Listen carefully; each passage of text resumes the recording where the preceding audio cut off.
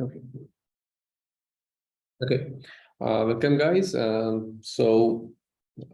This is a new section or new course module that we're going to start today. It is totally based on web development, and we'll be working with web technologies, how to make web applications. But specifically, we're going to be focusing on making these web application more responsive, more mobile friendly. In that manner, what we can do is we can have applications which are mobile optimized. So we need to know what are the technologies, what are the enabling factors that we can use in order to work with a better website, if I may say. So in order to develop a web application, I think I have set up a pool yesterday. So most of you guys have responded with your what do you call your best interest or something like that. What are you good at? And from that, what I have found is you guys, I think everybody have been into the industry, right? Most of you guys have followed some web technology or mobile technology for some time. Preferably, you guys have done a mobile course, as I can remember. So you guys have followed Android or Flutter or iOS related stuff. But in this course, we're going to be focusing on more on developing applications only using web technologies. Okay, so most of you guys are familiar with React. Anyone who is did an intern or did a project in React, please raise your hand.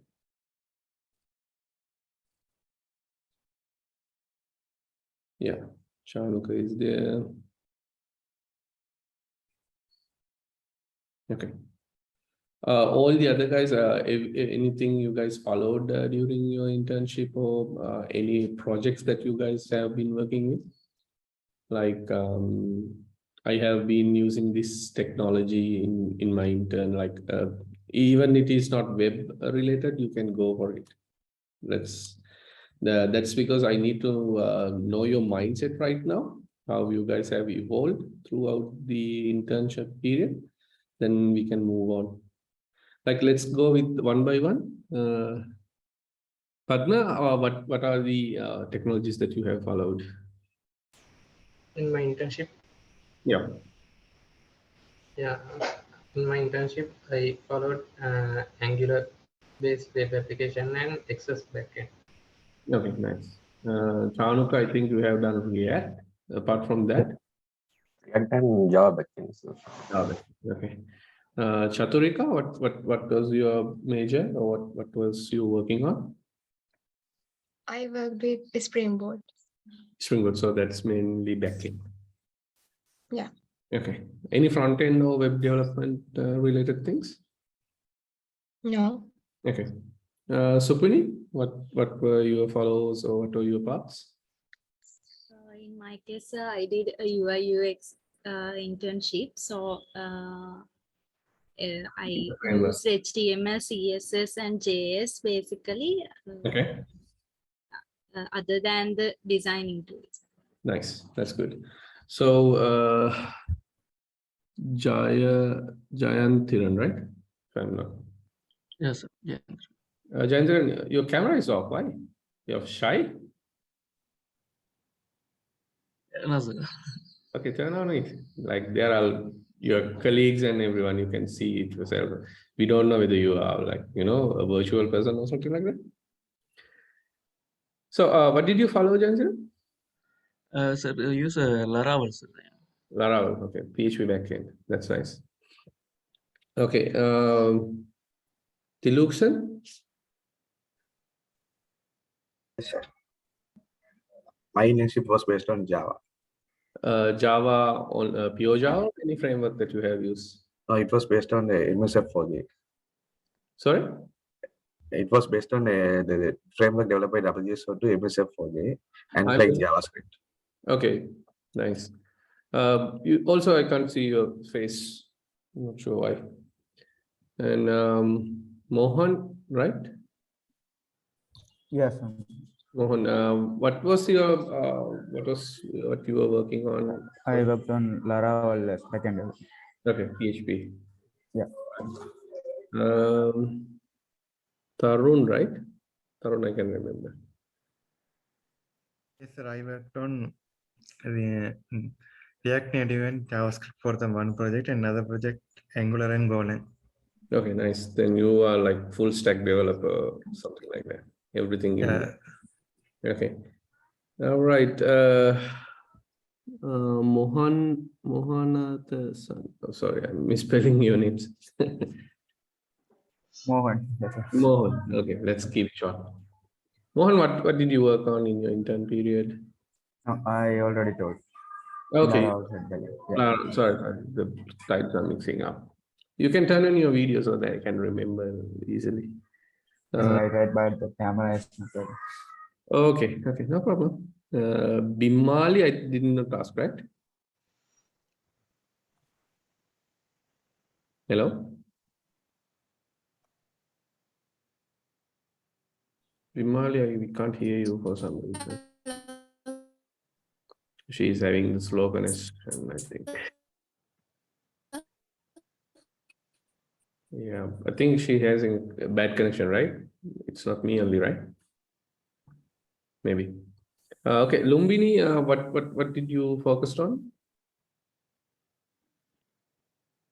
in your intern period? Hello. Somebody is speaking, I don't know who.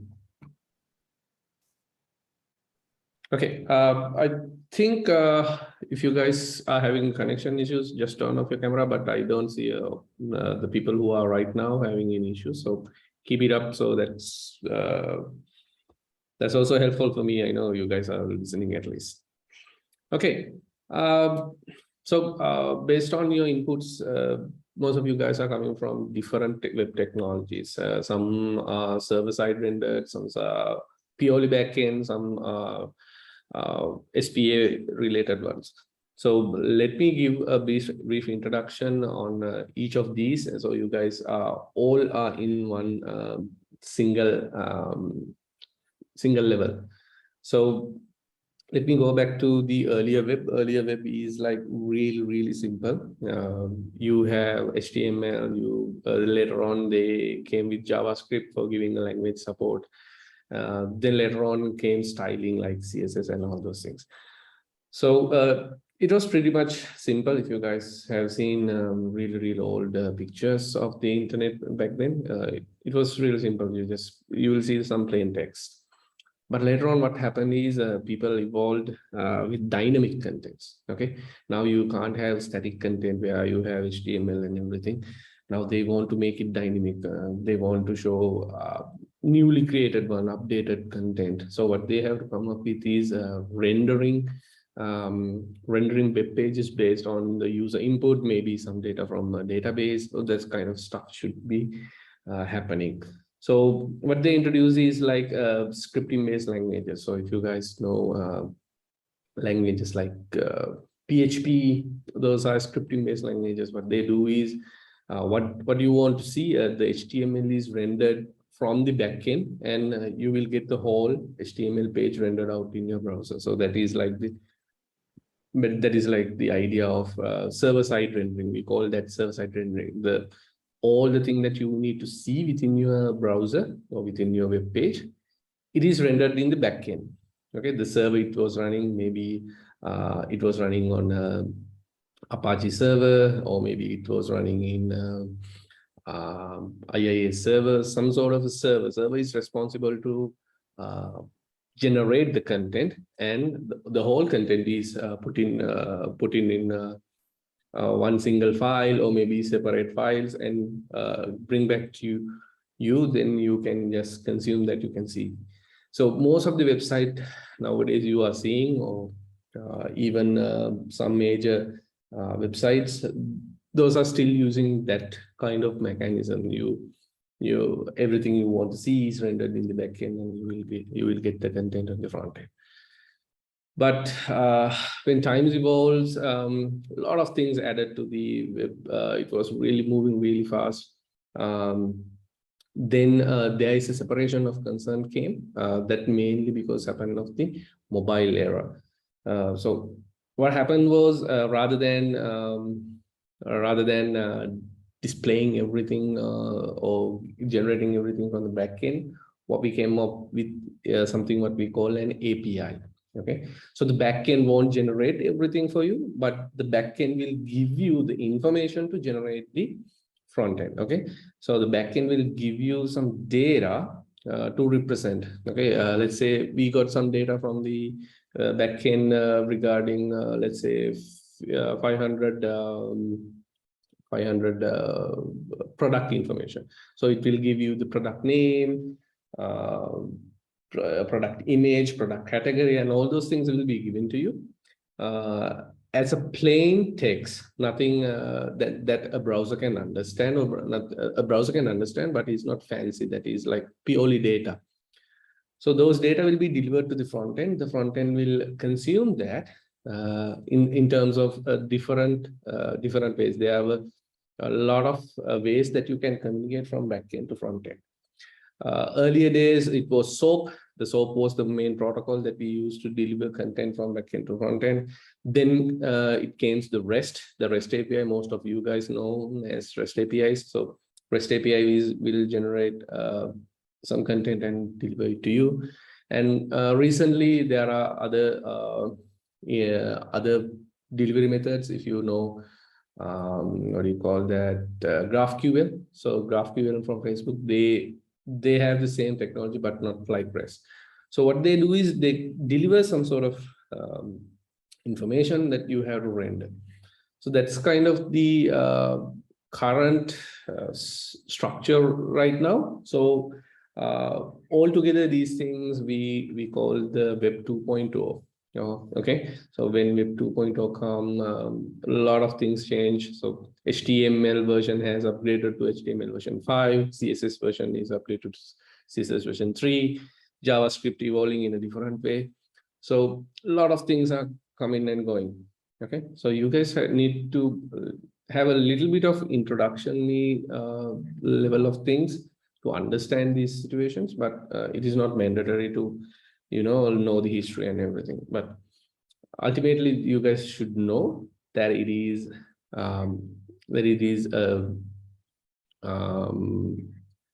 there's going to be an API most of the time, and it will deliver some content via REST or GraphQL, whatever the delivery method, and you will have to render those things in web page. Okay, so if you guys have followed Android or some Flutter related things, you might have consumed REST APIs. Okay, you guys, a backend will generate some data. Most of the time, REST API is going with JSON payload. Okay, the content can be delivered with any format, but most of the REST APIs, they tend to send the payload as JSON. There are some cases where you can send the payload, the data, in XML format, but most of the time JSON is the preferred one. Okay, so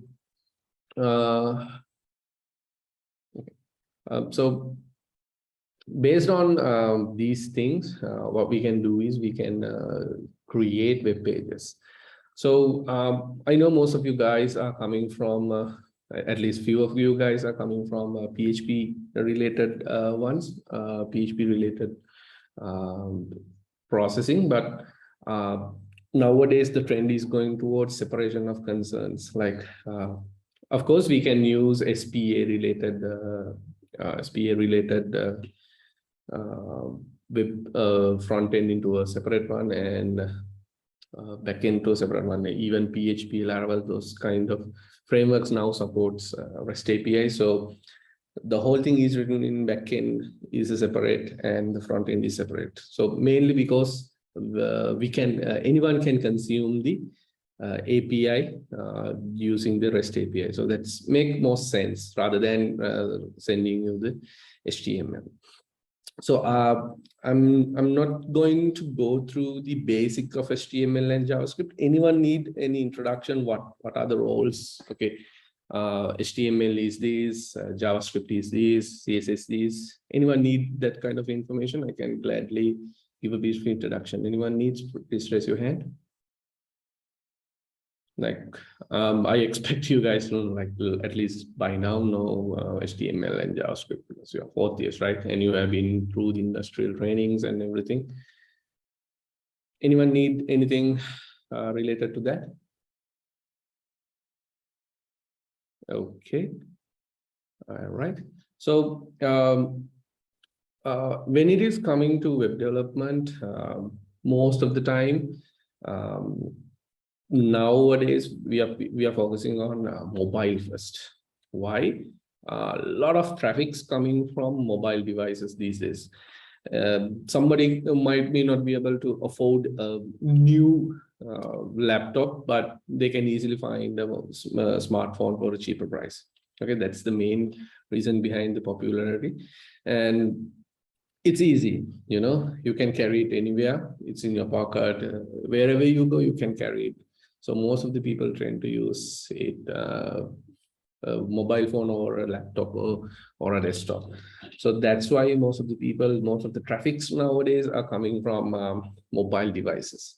Okay, so we need to, when companies design or when you guys are designing the web page, it's first thing that you need to do is focus on the mobile. So it's really really norm given these days, mobile first. Okay, so whenever you are developing web application, make sure you are supporting mobile. But there are some instances where mobile is not really helpful, or sometimes it's not possible to put into mobile. Say, for example, a huge workflow or something like that. There are some instances that you can't actually put every UI, every component in the mobile device. That is literally impossible. But most of the 99% of the time, your application can be mobile friendly or mobile optimized. So you guys need to know what are the tricks, what are the techniques that we need to develop a web application which is mobile first. Okay, I hope you guys have done this already. You guys have made mobile first applications already. But if you maybe there are some tricks that you guys need to know. There are some tricks you don't know, and perhaps you will learn a new language or new framework, that kind of thing.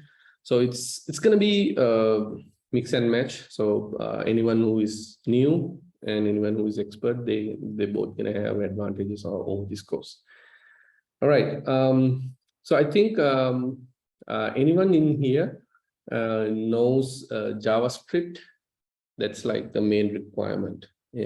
Everybody who knows JavaScript, please raise your hand. Okay, nice. Good. Yeah. So I know there are a couple of guys who did on UI UX side. So most probably JavaScript, it's going to be really easy. Sometimes it's going to be hard, but anyhow, my advice is to you to learn JavaScript or TypeScript. My preference is actually TypeScript because anyone knows the difference between JavaScript and TypeScript? Okay, anyone use TypeScript?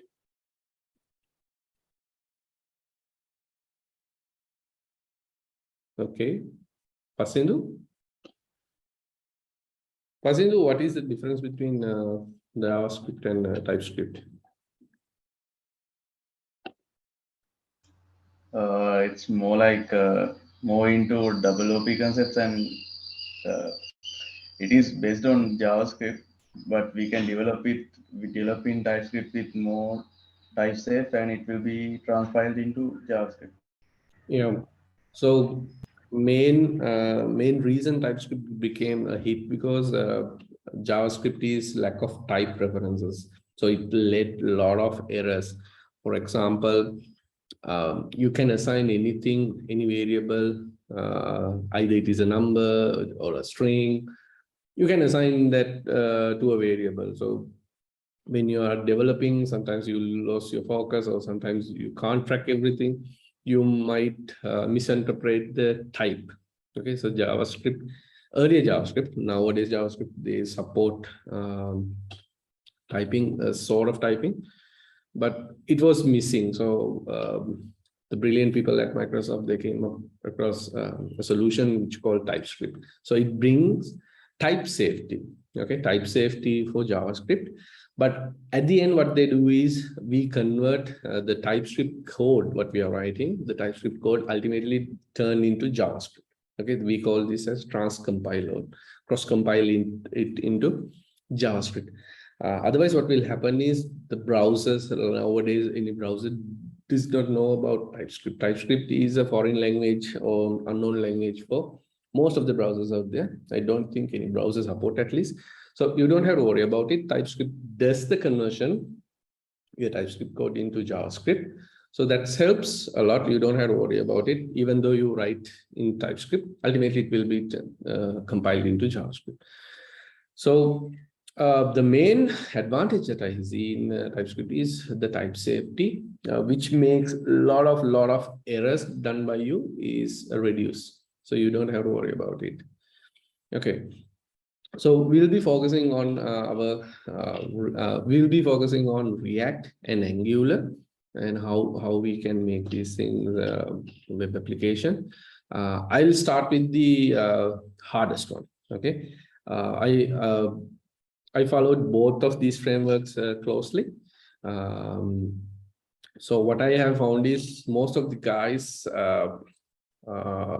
tend to learn React because there are two reasons. One is it is trending out there. Most of the companies or most of the products are using React. There are reasons for that. First thing is the simplicity, and it is lightweight and it's easy to learn. Okay, but the second reason it's been the React is more popular than it is. It is a library. Okay, React is a library. It's not a framework. There are frameworks built on top of React, like Next.js, Remix. There are a lot of frameworks built on it. So, but pure React, it's just a library. You can do DOM manipulations based on your virtual DOMs. We'll get into that in a little bit later. But most of the guys don't understand Angular because it is a little bit complex. The system, the generate, which generate,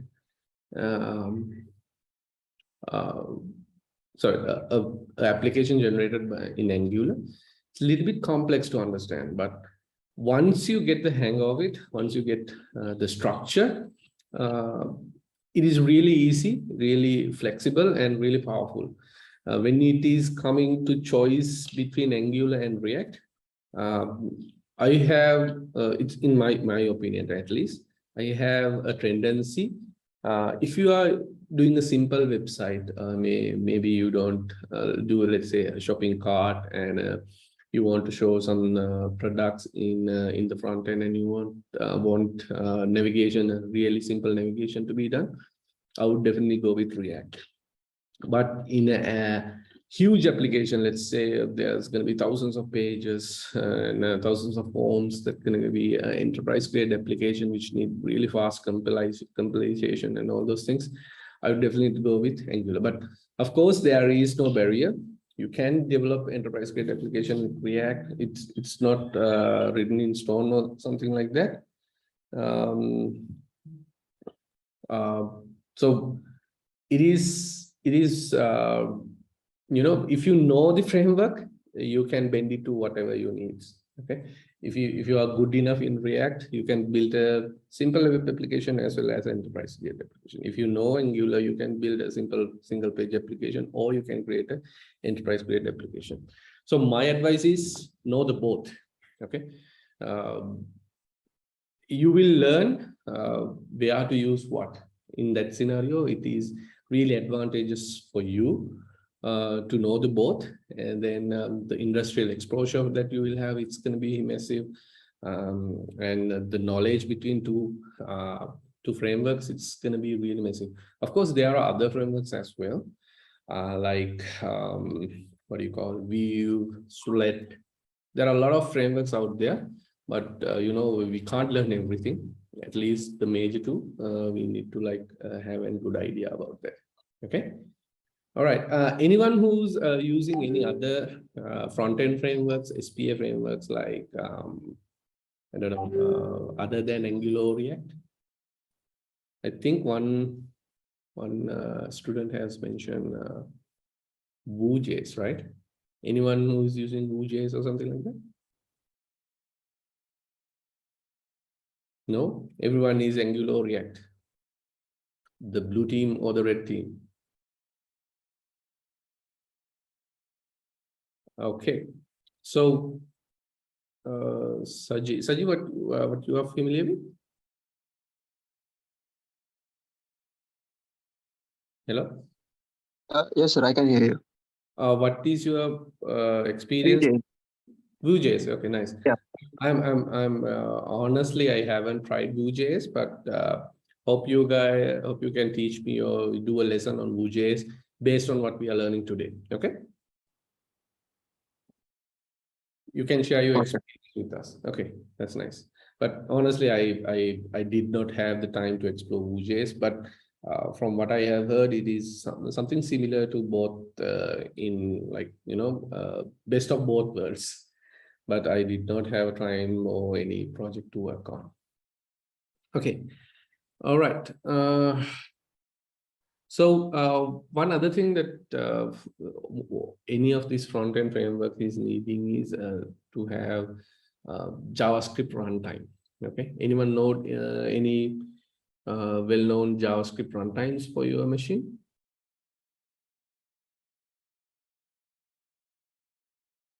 Anyone? Okay, in order to develop this application, I need a JavaScript runtime. Of course, your browser is running JavaScript, but it's not a development environment. It's a previewing or looking at it something. So anyone knows anything about JavaScript runtime? How about you, Padma? Node.js. Yes, one of the most popular one is Node.js. Why? Node.js is like the starting point of every framework like this. It was, I'm not familiar with the name. It was invented by a person called Dal. Then Node.js become a hit. Now everything is out there as Node packages. If you want something, probably will find a Node module and Node package. And later on, the creator of the Node.js separately created a new JavaScript runtime. It's called Deno, but Deno is like highly not in production grade. We don't run a lot of products, or we don't have any production grade build or production grade environment to run Deno. So we'll not be focusing on Deno right now. We'll be using Node.js. But recently, a few days ago, I got to know another JS runtime called Bun, which claimed to be defeating both Deno and Node.js in terms of runtimes. Okay, so keep an eye on those things, because it's going to help you ultimately. Okay, so we have the runtime for JavaScript, the Node.js, and of course, when it is coming to HTML, HTML or something similar like JSX, you should know the XML related syntax. So of course, you guys know what are the elements, what are the tags available in HTML document. So I'm not going to go through basic HTML or whatsoever. We'll be mainly dive into these well-known components, and we'll create our custom components. And of course, everything comes to a place where if it does not look good, it's not going to make any sense. So obviously you guys should style your components or style your HTML so it looks good. Okay. So what we're going to do is we're going to use CSS frameworks. Okay, there are CSS frameworks which build on top.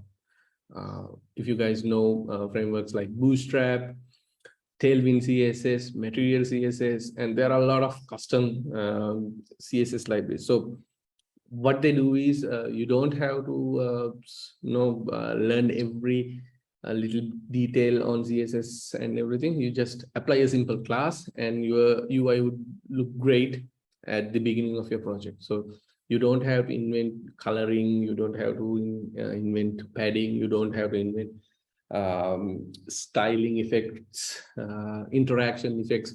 So everything nowadays is boiled down to one or two CSS frameworks. So we'll be focusing on one or two UI frameworks. My favorite is like the Material Design, but I'm trying. I have tried Bootstrap. Bootstrap is also awesome framework to show nice UIs, but hopefully I will be trying out Tailwind CSS as well. So Tailwind is like the emerging CSS frameworks. I'm not sticking to these ones, but it's good to know what are the industrial usage of these things, and what are the benefits that you can use. At least try it out and see whether it is suitable for you or not. That kind of gives the motivation or the usage of these things. No, okay, I'm building my next project, okay, based on Tailwind. Why? Tailwind has this awesome style layout library. Rather than Bootstrap, it is very flexible. That's kind of knowledge is good for you. So you guys know what sort of things that can happen within a project. Okay, what sort of mix and match you can do. Okay, so yeah, I hope you guys have installed your what do you call the development environment. So if you have not set up it yet, I highly recommend to install your okay, let me clear my okay. So if you guys have not yet what do you call installed Node.js, I highly recommend you guys to do so. Otherwise, what will happen is we can't run everything out of thin air. You need some development environment in place. So let me check whether mine is in place. Clear. Okay, the first thing is you need to know whether you have Node.js installed. Okay, you can see that in my terminal, I have installed Node.js 18, I think, which is the latest.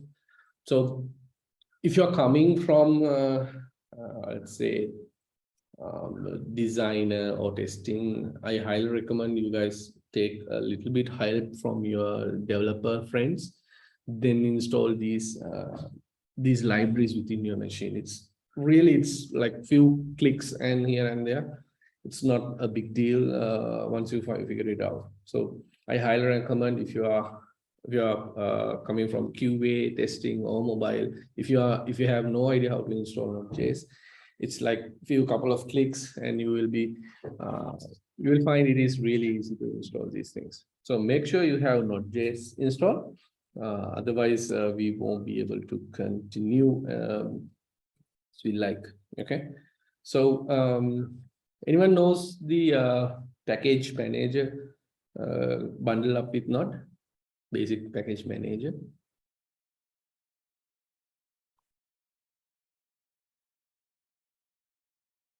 What is the default package manager that you will find in Node? Anyone have any idea? So Node is the runtime environment. It's gonna run your JavaScript. It's not gonna be it's not gonna resolve your dependencies. It's not gonna have all the packages in place for you. So you need a package manager for Node. Anyone have any idea? Tarun? And why guys, I see you guys have turned off a lot of your camera. Only Padma is visible to me. Is it Padma or Padma? I'm not sure. I think Padma. Padma. Okay, Padma.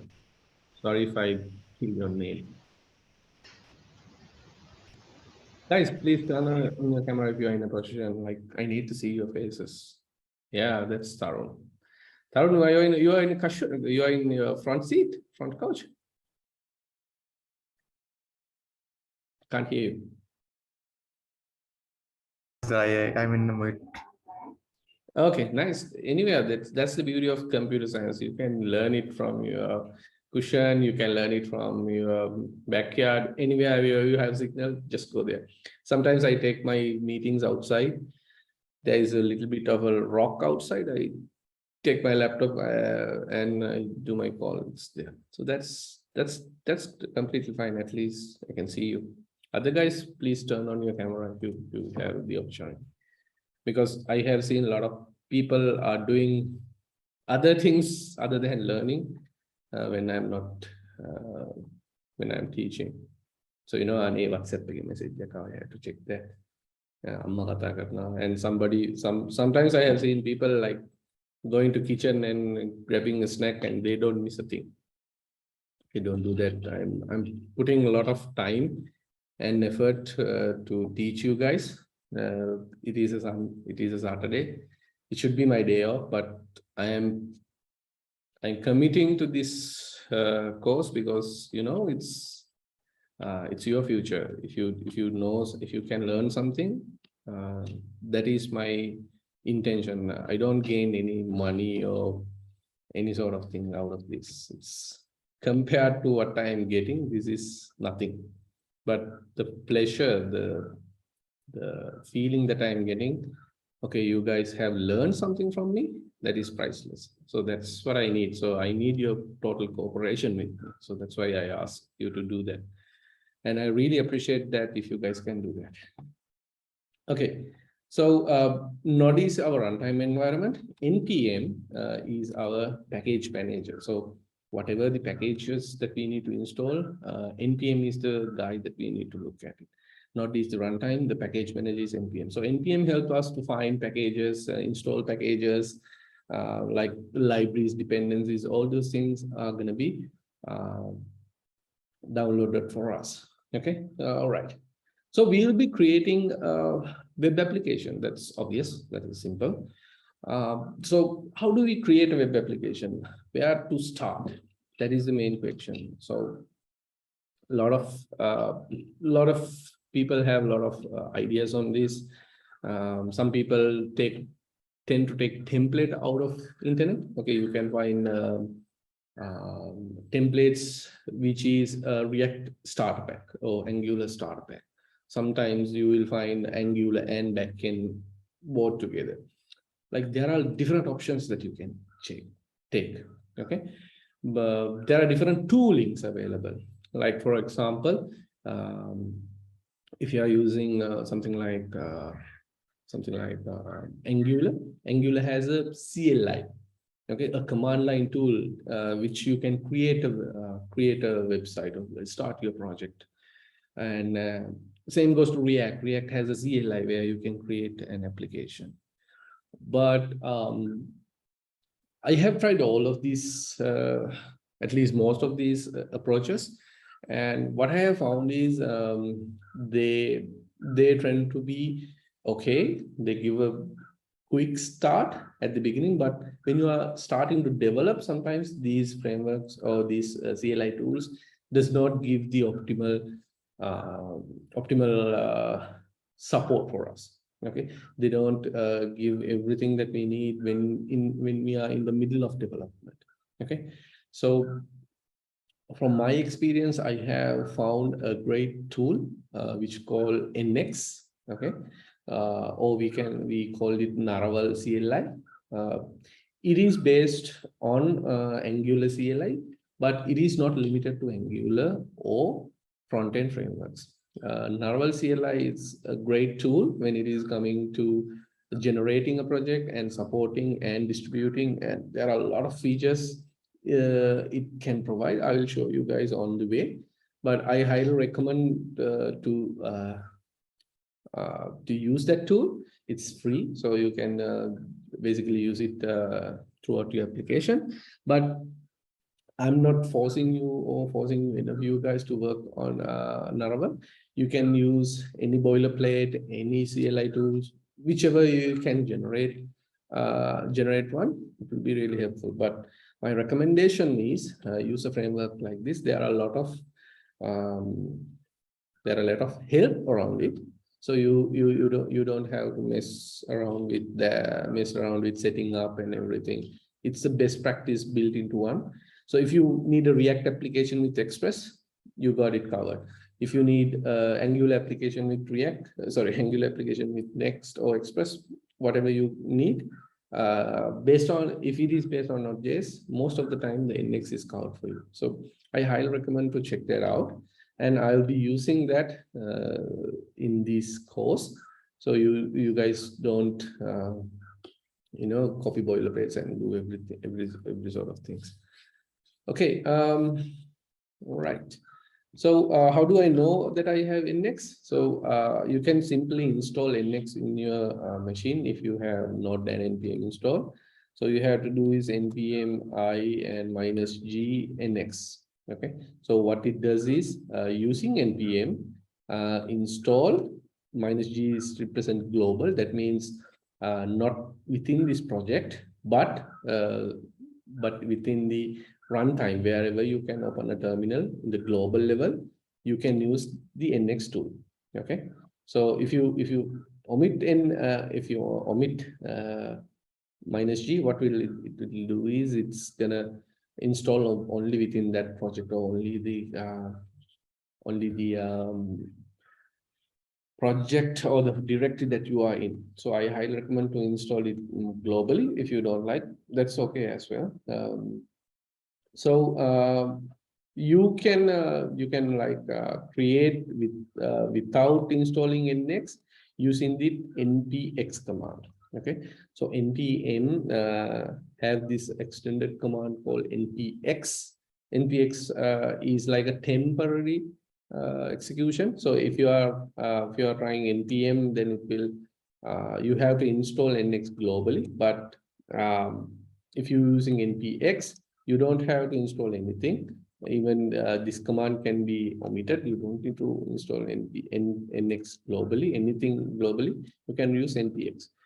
But you need to remember this command npx, create NX workspace at latest, and the workspace name. So before I create, I'll go to a directory. Let's see the documents, projects, what I have here. Okay, I have SJS. Let me create a directory. Mobile. Okay, so I am in my directory that I want to create. So I will run NX again, and you can see that in here it is giving me a command to create a workspace. So I'll copy and paste it. npx create workspace latest. and I have to give a workspace name. Okay, this is not a project.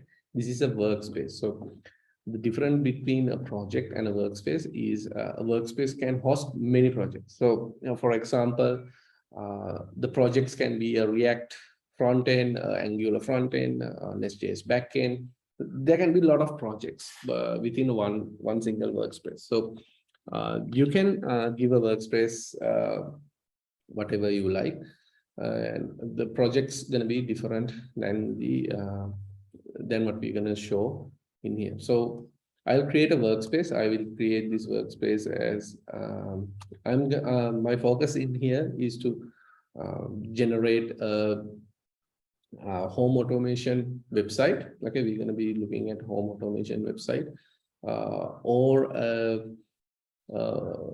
some sort of e-learning platform. So I haven't decided yet which one to go. Most probably the home automation will be my choice because I have downloaded what do you call a template for that. So it will be reference for me.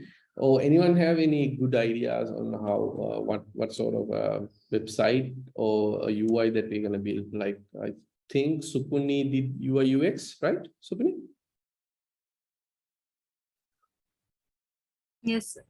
So you have any template that we can use, a mobile friendly UI design that you have come up with?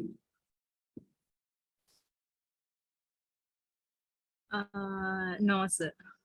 Can you develop one for us so we can make it live? So your idea will become a hit. What do you say?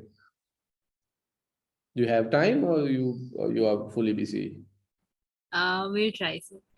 Okay, so we're expecting design from you during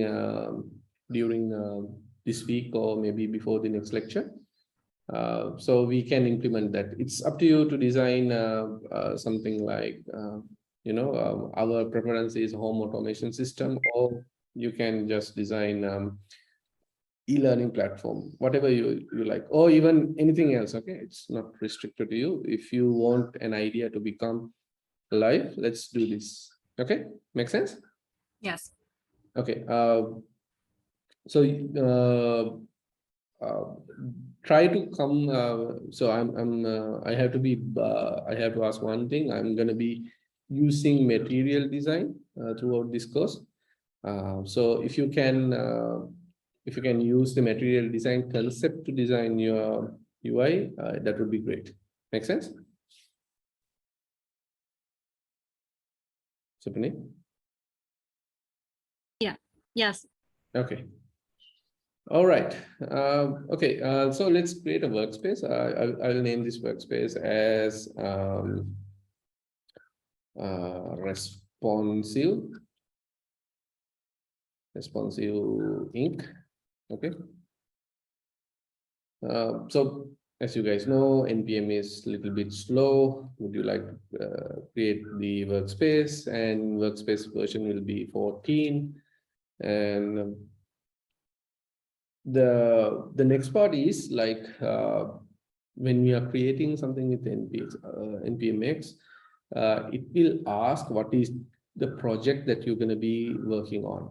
Okay, so you can create a pure React application, pure TypeScript, empty NPM application, just an API apps directory, Nest.js. Nest.js is like the React framework kind of implementation. There is Nest.js. Don't mix Nest.js, Next.js, everything is like something similar. Nest.js is a backend language that you can use, or backend framework, which is highly inspired by Angular. So if you know Angular, Nest.js is like a piece of cake.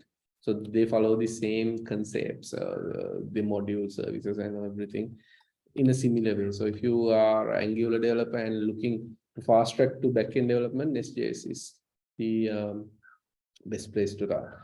Or you can use web component using web components. So ideally, what Angular, Next, Angular or React just is, they create web component. Okay, they create components. If you want a custom component, React can help, Angular can help. Okay, but they are gonna be framework or library specific. Okay, you can't unless there are some configuration. Mainly directly, you can't create a component in React and use in Angular. Okay, those components are not going to be working together unless you do some tweaks. There are tweaks that you can do where you can create a React component and work it in Angular, but it's a little bit hectic. Okay, so though when you create a component in Angular or when you create a component in React, it's going to be framework or library specific. But there is the option of web components where they don't rely on any framework. That's purely JavaScript, and it's going to be purely on styling whatever you do. So it's not bounded to any framework. So you can create purely without these frameworks. But my recommendation is, unless you have a real necessity, don't create any web components. It will be really hard to communicate or really hard to maintain at some point, because these web components are really, of course, if you are good enough, you can distribute these components, framework agnostic, but it's going to be a little bit tough. But if you're up to a challenge, go for it. And also, of course, you can create a React Native application using NPM NX tools. That means you can even create a mobile application out of this. Okay, and there is this React Express. If you are into React and Express, if you want your React application and as well as a backend, you can create the React Express application as well, or React Next, whatever you like. Most of the JavaScript frameworks bundled together with the front end and back end, you will have option in here.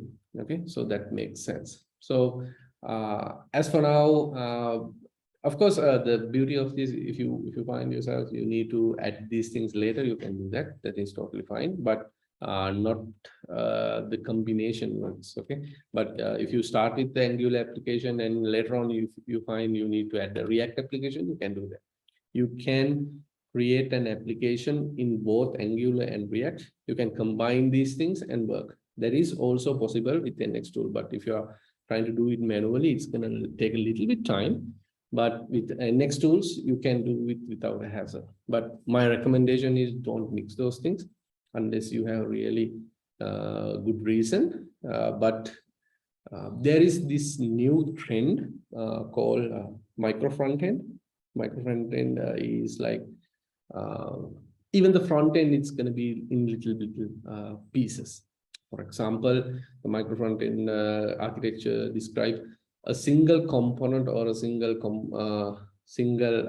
application can be break down into smaller ones. Let's say our web application contains a website and an admin portal. Okay, so using micro front end, what you can do is you can create the front end using the site front end using React, and your administrative panel using Angular. That kind of power is there because they are not cohesively codependent on each other, and the front end is the website that you're seeing. It's something different. The administration panel or administration is a little bit different. So you guys can do the separation and work on these work on these two different projects, but they are not colliding each other, but you get the best of both. Okay, so that kind of approach you can take, of course, no restrictions, but creating a micro front end require a lot of tweaking here and there. But if you got NX set up, it got you covered, at least at some extent. So that's why I'm highlighting this tool is good, but as I mentioned, it is not a must. You guys can choose whatever the CLI tool or generation tool, anything that you like. Okay, So for today, I'm gonna go with Angular based application. We'll most probably gonna add a React application while we are doing it. Okay. Why I'm choosing Angular? It's the hardest one. Okay. Angular is a little bit complicated compared to React, but if you learn Angular correct, React is really easy to learn. Okay, and I have found most of you guys are lacking Angular knowledge, and that's one other reason. But feel free, you guys can learn something, or you guys can improve my knowledge as well while you're doing it. Okay, I'm gonna go with the Angular project, and it's gonna ask an application name. Okay, so I will, this is the project, and this is the application. The application I'm gonna call whatever the application that we're gonna be building. For in this instance, I will, let's call this eLearn. Okay, eLearn. Okay, and most of you guys know there are different styling, these are not frameworks, that's styling languages built on top of CSS. So it is like what we have talked about JavaScript. So JavaScript has some weakness. So by extending that, we created TypeScript. CSS has the same. So we can use pure CSS, or we can use Sass or extension of CSS. And there is less, but my recommendation is go with Sass. It's more popular than less, and more popular and easier than CSS. So let's go with Sass. So if you are a developer or a designer, or you guys want to learn UI UX kind of things, of course, even though you don't know JavaScript, you have to master CSS. There is a little bit dependency on JavaScript, but that is going away really fast, because CSS has a lot of features these days built into, so you don't really depend on JavaScript to develop such a UI. Okay, so we'll be using Sass, and this is called NX Cloud. We can use it, but I'm not gonna go through pitch NX Cloud for you guys. You guys can see it later. It's going to be built faster. But just see yourself, if you are integrating CI/CD pipeline, this will be a really time saver. But I'm not going to talk about that in this course. I'm not gonna use that. And let's npm do its magic. So we have to wait a little bit time in order to generating that project. Okay. All right. While it was doing its job, what we'll do is I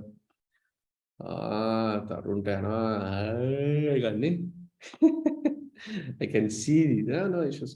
That is normal. Even I tend to get bored from time to time, but that's good. At least you're honest.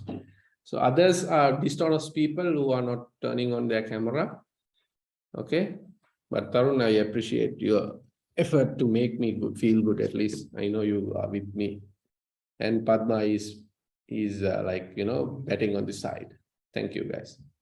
Others, I don't know whether you guys have less data connections, or you did not put on your makeups. Huh? I see I am glowing like a star. I don't use any makeups, so don't worry about your looks or your background. Believe me, I have been there. But just turn on your camera, just so I know you guys are there. Okay, Ravindu?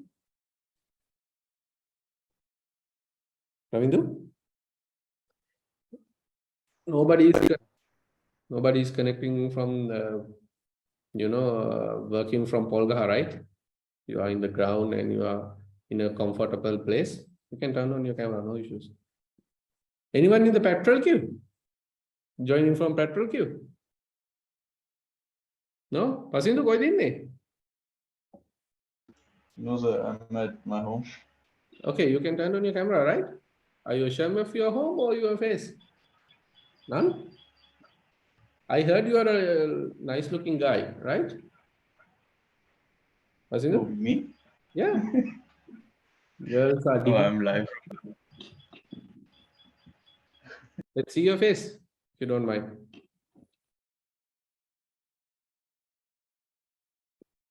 Okay, while it is creating, so you guys need a break or something like that, or do you have any question up until now? Please go ahead. Ask anything like which related to this or anything else. I don't know. Chanaka, any questions? Chanaka, go camera. Catla.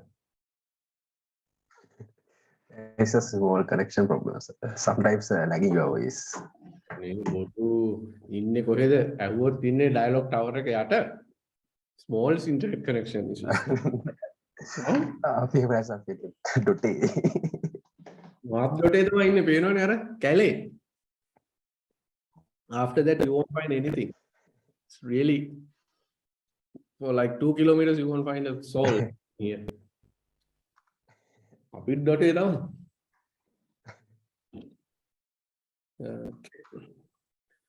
All right, any questions? I think Pasindu tried to ask something. Not sure.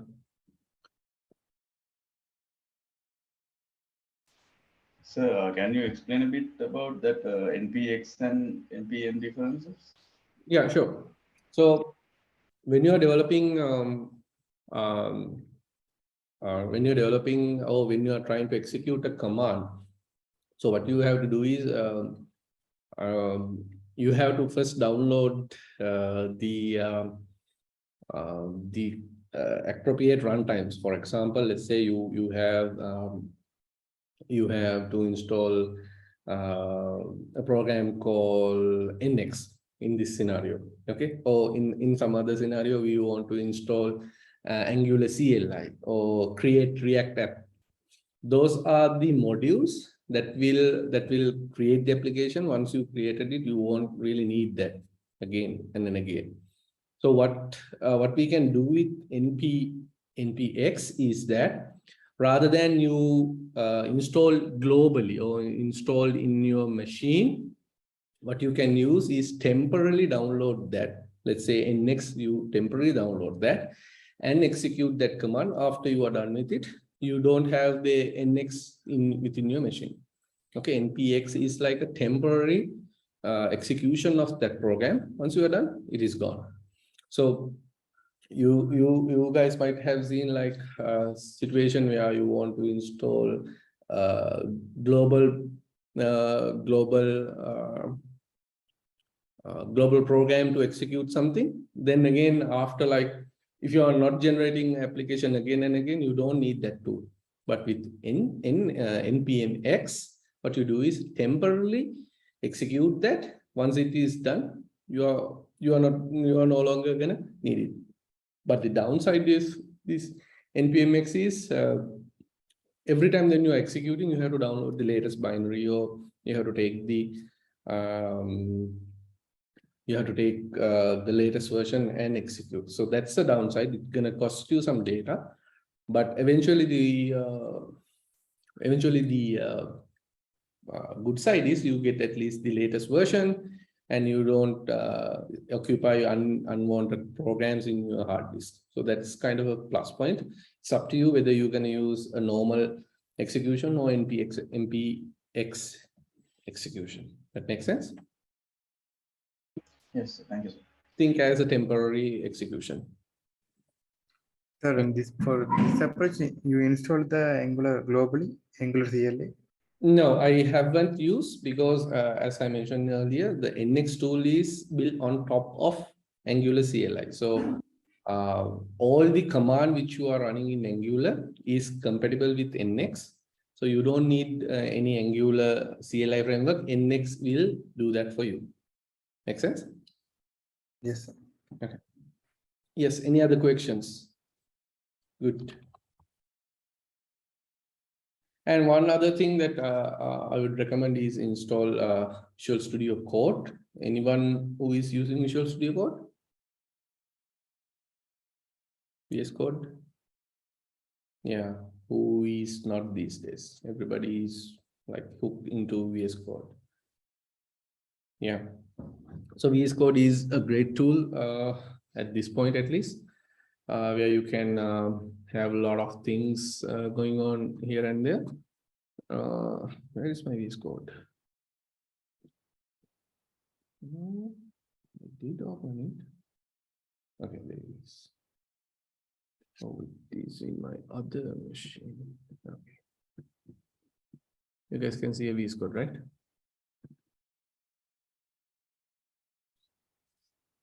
Okay. I always forget I have a mouse, but I try to use my touchpad. But the problem is if I put my machine in front of me, I'm looking at like this, so that I have to put my MacBook on the side. Okay, what did I do? I'm not in the correct directory. So I have to go. I have not created this in the correct directory, but anyhow, I will go there. CD responsive in ls. So let me open this in VS Code. That makes sense. Okay, let me zoom up a little bit. You guys can see the text clearly. Texts are all visible to you guys. You need to increase the font a little bit more. Yes, sir. Increase the font or visible?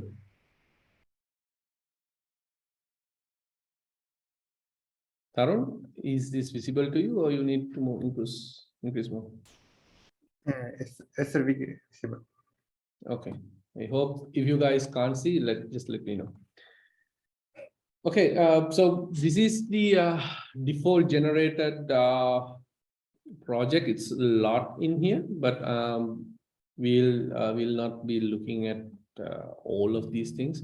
It is unnecessary. It is unnecessary at this time to know everything about this. So basically, what you guys need to know in here is this app directory and this lib directory. Okay, so app directory contains the e-learning application that we created, as well as e-learning E2E. Okay, by default, when you are creating an application, a different project created for us based on this e-learning for end-to-end testing. So you guys do not need to set up testing frameworks or anything else like that. By default, it is created for you. So, and it is using, as I can remember, Jasmine. No, sorry, Jest. So Jest is a testing library which is mainly used for end-to-end testing. So setting up Jest in your project, it's going to take some time, but when you create these workspace, it is automatically created for you. So that's one cool thing that we have found. You don't have to write testing and everything, and it's automatically generated for you. So now let's take a closer look at the application, how to run it. Nx run. So when we are running the application, normally we use Nx run, but in this case you have to define what is the project that or the app. Sorry, the project that you are instructed of running. Nx run e-learning. Was it e-learn? E-learning. What was the project name again?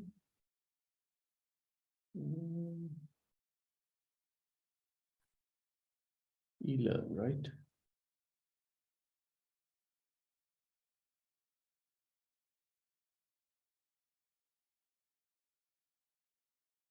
I'm really disappointed in my mouse. It's not helping me. Okay. Oh, we can use an Excel. Let's see next. So Yeah, you can use NX that is like easy since you have one project. If you have multiple projects, you have to define the project. Let's, for example, you have a React project created and Angular project created in the same directory. What you have to do is you have to say, okay, NX project name, NX the React project name, whatever the project name that you have created. So you guys can see that application is generated. Let me go to this website, copy. Where is my Chrome?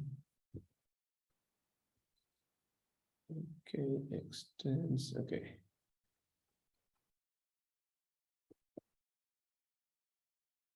All right.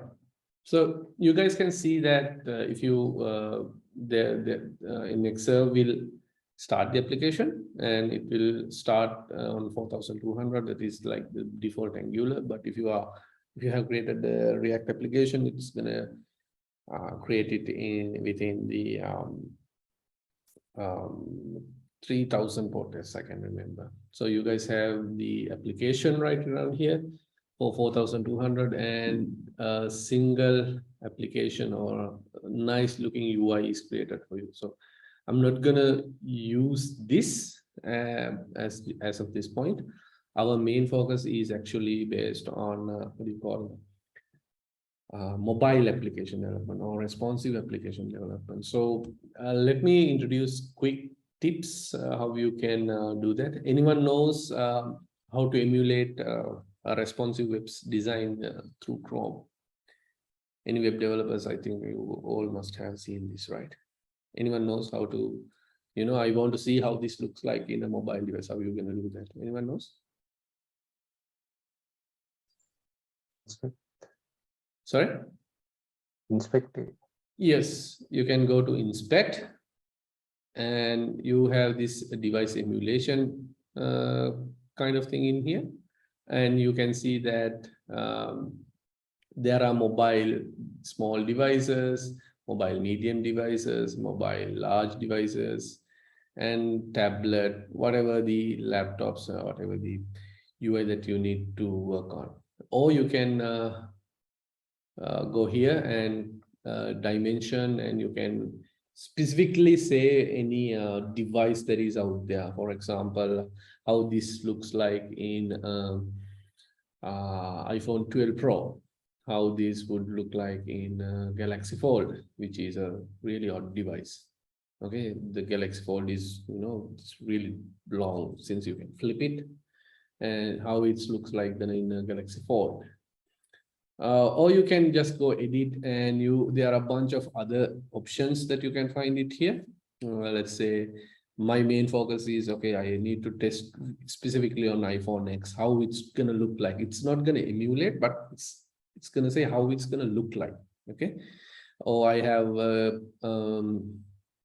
a specific requirement for, let's say, Nexus 7 or a Pixel 4 or any iPad or anything like that. Okay, let's say iPad mini, and these are like the emulated devices, and you can go and here and see the iPad mini is there, Pixel 7, Nexus 7, this kind of things. You can obviously check or at least mimic how it's gonna look like. Okay, so this is the default generated one, how it's gonna look like. And what I'm gonna do is, since I need to develop side by side, what I do is I normally, okay, put it like this. And I personally like this to be on bottom. And yes, this is normally how I tail down to this. Okay, need to select two.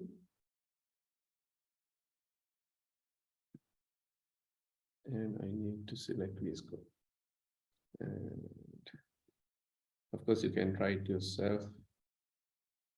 if you guys have a Mac, but if you don't, you can just create the UI like this. So it makes easy. So while you're coding, you can see the results in here.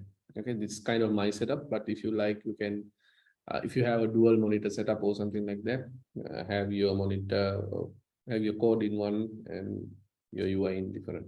Since it is not possible to share my both screens, I'm gonna go with this setup. Okay, so obviously you can see the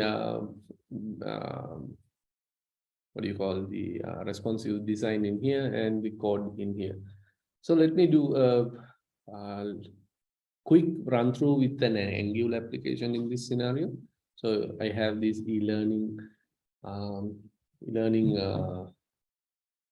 directory, and under that it's going to be SRC directory, and under SRC directory we have these apps. Okay, this is not the apps directory that you have found, this is the app. So the consider this app as the main entry point for the Angular application. Okay, and there is the concept of modules. Okay, we'll look into the module and component and how, what is this HTML, what is this CSS, and what is this specs file is all about. Right now, if I go to Angular project, main thing that you need to remember, this app module is the starting point or the starting location for any Angular application. Okay, you will find this app module if someone did not reset or try to change anything, but basically 99% of the time you will find this app module. This is like where the starting point. So there is one other good indication where this is the starting point is when you go to the app module, you will see this Bootstrap, which is only available in Angular main component. So there is this app component which says, okay, when the Angular application start with app component. Okay, so this is the app component TS. Okay, so when we are loading this app component TS, this is the file which will be responsible for learning the loading the UI. Okay, so we'll go into this component section later, and there's a huge change. I think I am using Angular 14 if I'm not mistaken. Yes, I'm using Angular 14. So Angular 14 introduced something called independent or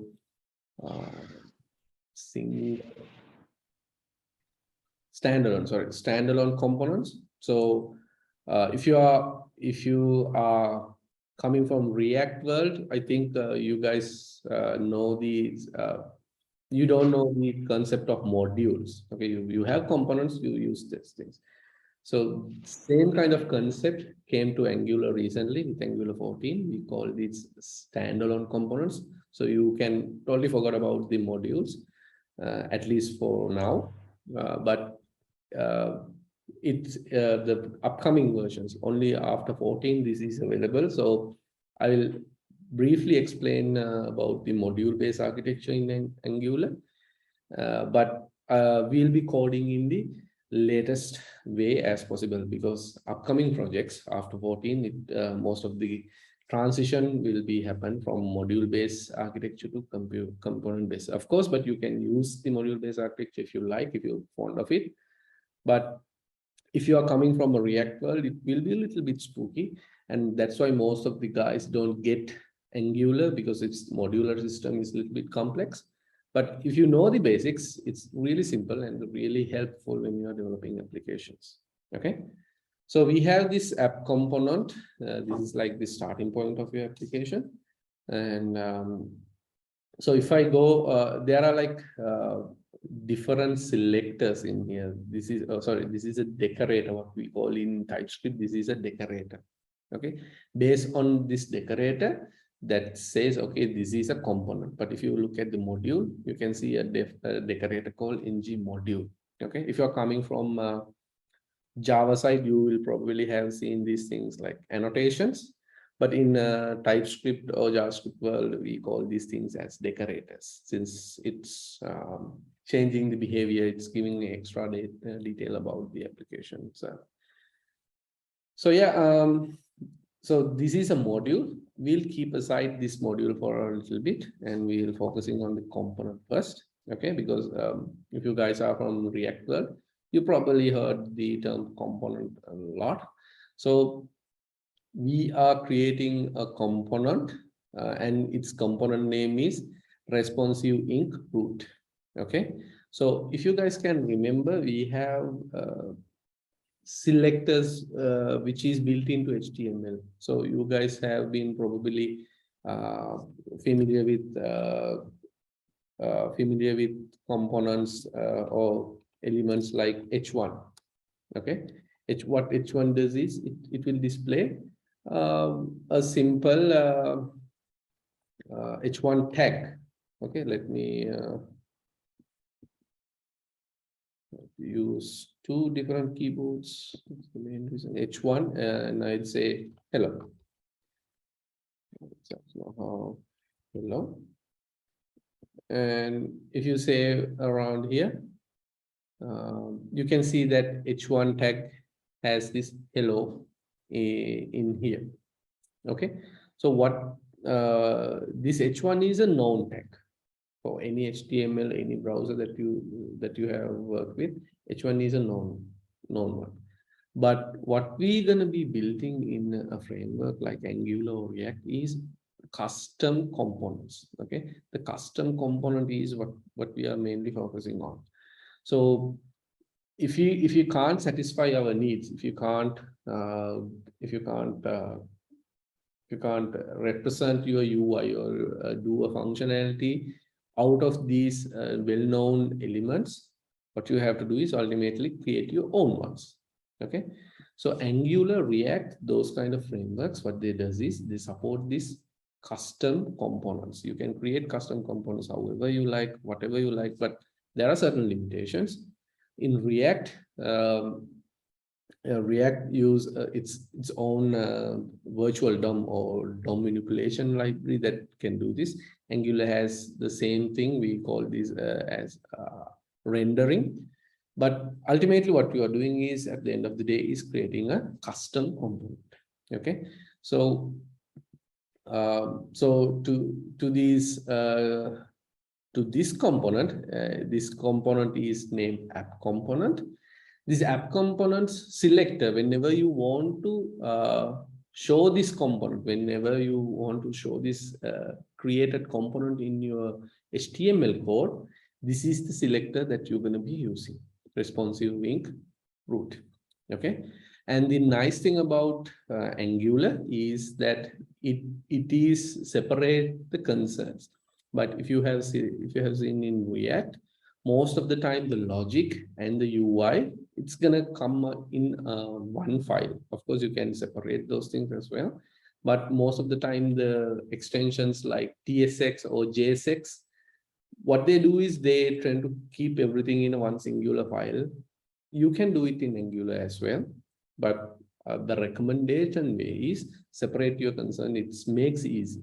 Okay, so your view, the template, it's going to be this app component HTML. So whatever the view that you need to show in this scenario, it's going to be this app component HTML. So this is the view side of these things. Okay, and the style sides. Okay, whenever you want to style this component, you can use this app component.scs.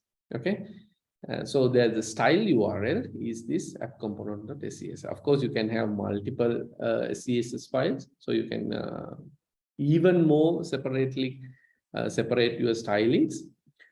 So this is going to be your view, what you're going to see. This is going to be how you're going to style it.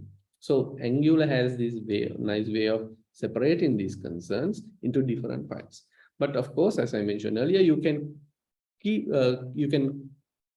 put all these things into one singular file, and you can work as a React component, like a React component, not completely, but you can keep that.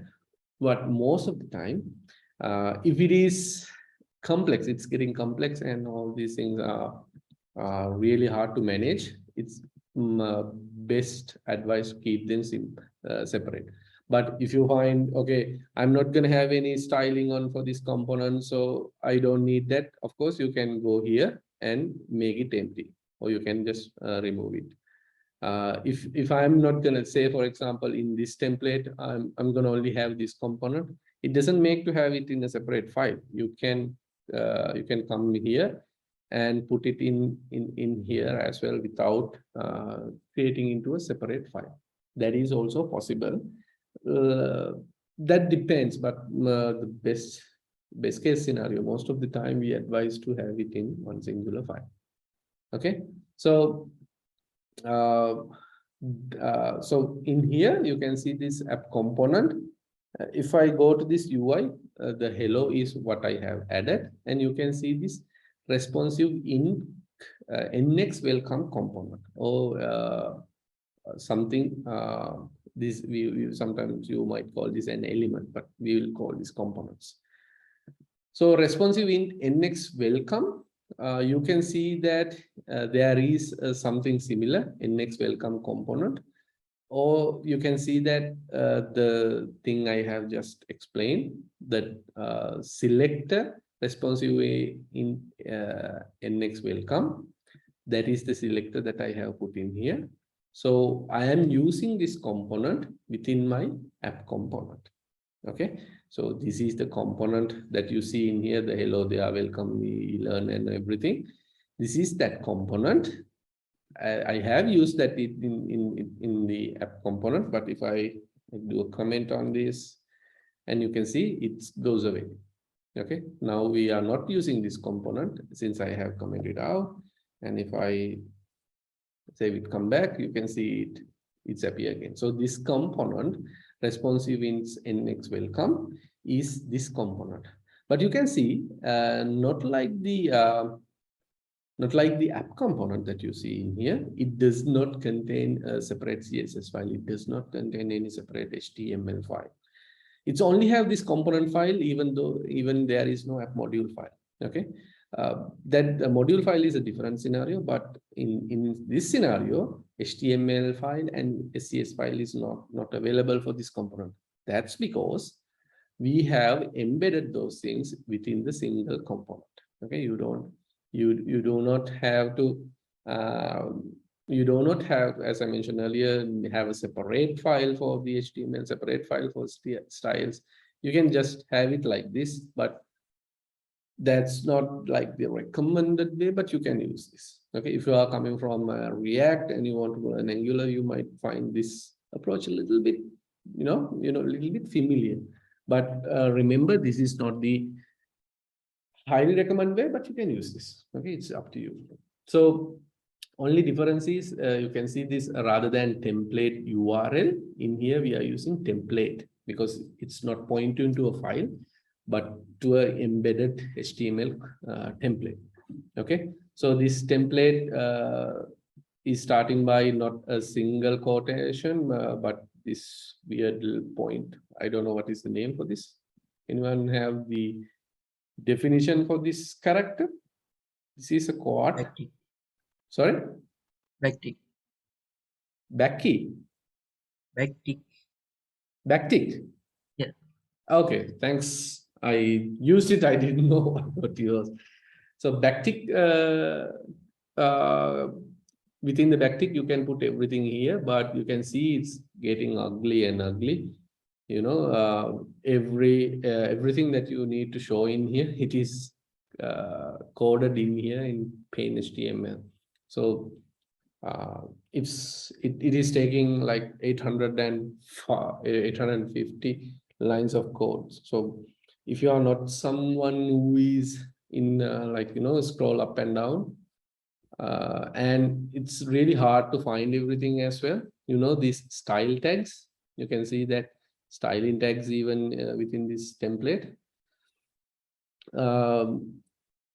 This is not something I don't like, because I like if I want to style something, I would like to see it in a separate file. If I want to see the HTML, I want to see it in a separate file.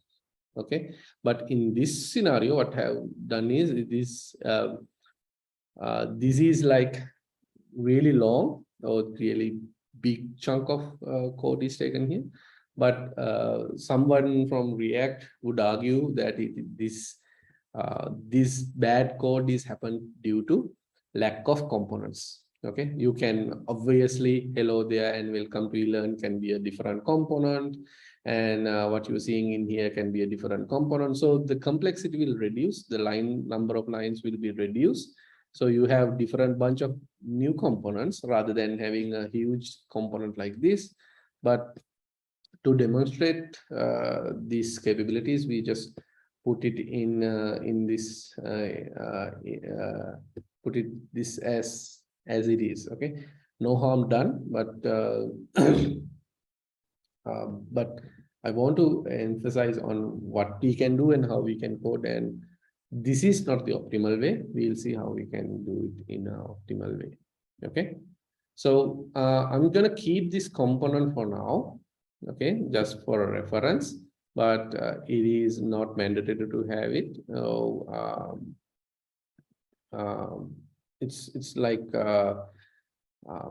not our intention to have this, but we'll keep it as aside for now.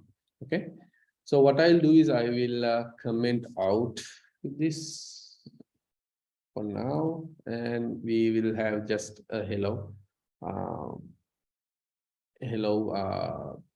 app component in here. Okay, so I'm not using this app component. I'm just having it for later reference if I need it. And I will come to module in Angular. As I mentioned, this is gonna change. This is gonna deprecate in a later version, at least for some extent. I'm not completely sure how extent it's gonna deprecate. But as of now, Angular is moving forward for what you call moduleless or standalone components. Okay.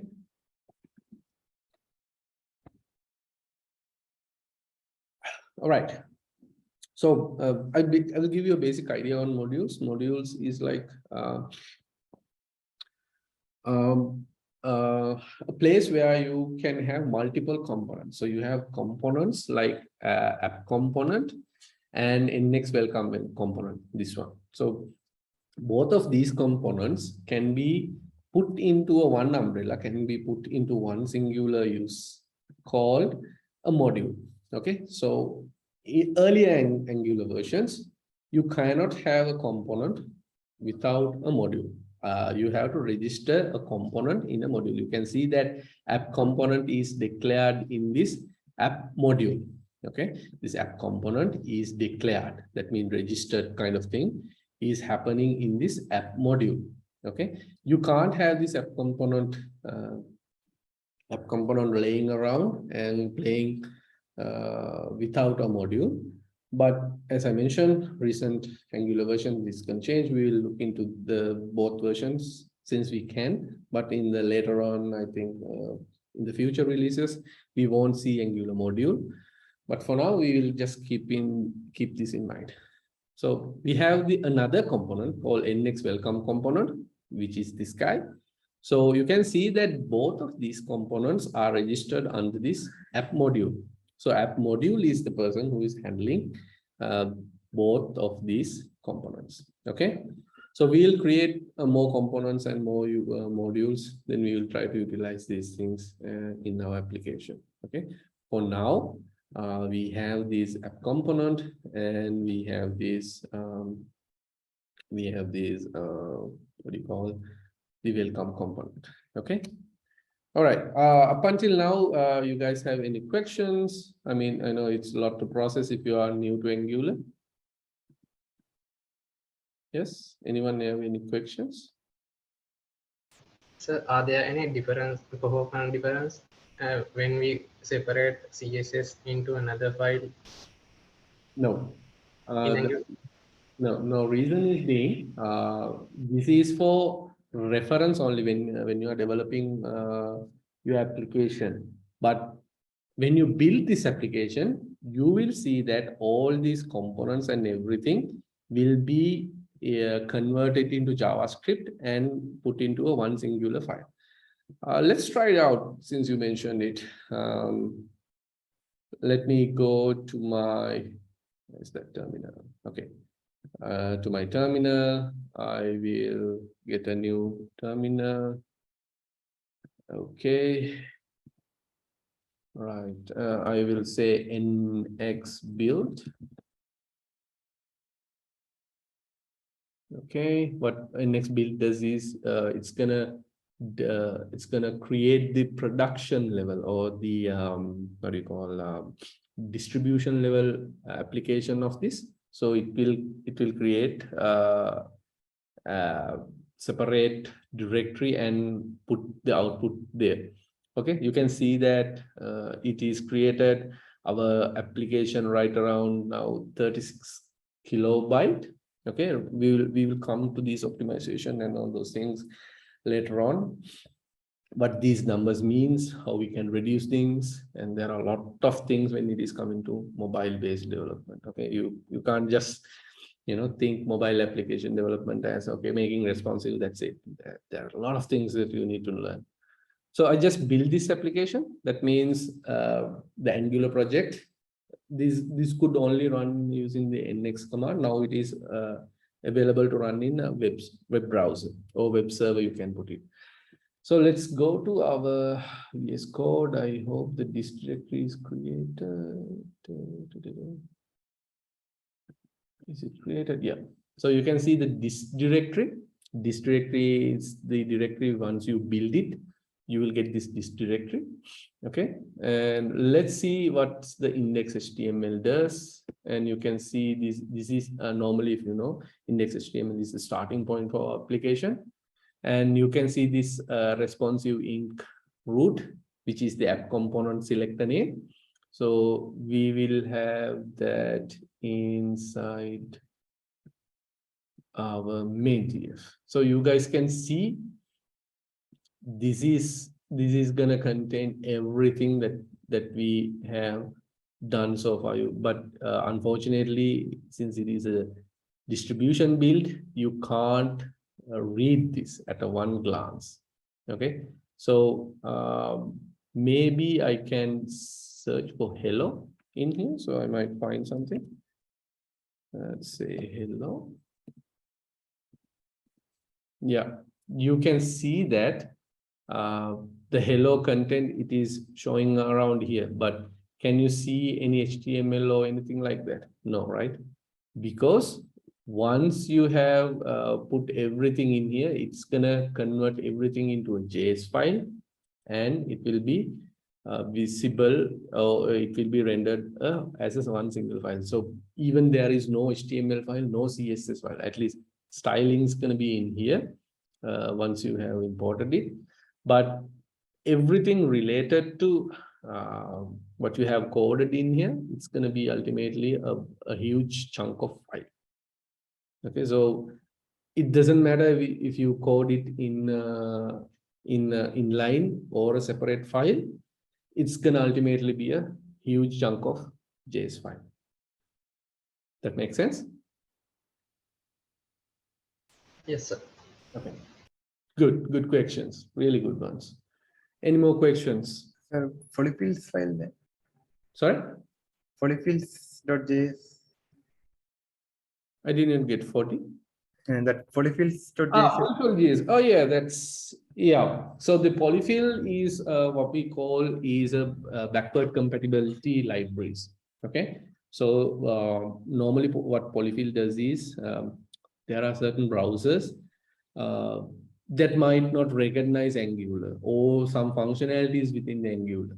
Okay. So what polyfill does is it creates a workaround to work on the latest things. Okay, let's assume that let's assume that WebSockets. Okay, we are using WebSocket in our application. For some reason, a browser does not know WebSocket protocol. Okay, what polyfill does is it's trying to mimic WebSocket, which the older browser might understand. Okay, polyfills is like giving backward compatibility for some libraries. So one really good example is the Zone.js. Okay, Zone.js is giving a capability of thread-like or multi-threading-like capabilities to the JavaScript world. Okay, so rather than depending on the one thread, Zone.js it's like running on a separate thread and execute this code and get the result there. But some of the old browsers does not know about Zone.js. Some browsers does not support that. So Zone.js, what Polyfill does is it mimic the functionality of Zone.js, and it will give that functionality. It won't break your application, but it will work. But it is not the optimal way, but it will work. So Polyfill will like be a supporting library if your browser is really old. Make sense? Yes, sir. Okay. Most probably these polyfills are not going to be really useful these days, because now we have these what do you call the concept of evergreen browsers, which update really rapidly. Okay, if you see that Chrome is giving update like every 6 months or 3 months, I can't remember the release cycle, but new features are coming in a really frequent manner. So what will happen is all the browsers will understand or adapt these technologies as they go. So you don't really need to worry about things, but unless you have a specific requirement to work in an older version or something like that, the Polyfill.js is nothing to worry about. But in some cases, it is a pain in where. So polyfills is you can configure those polyfill libraries if I can remember. Just e-learning. Can't remember really exactly where the polyfills were. Oh, yeah, here. And the Polyfill.ts, you can read more about the polyfills. Right now, only polyfill that we're going to be using this Zone.js.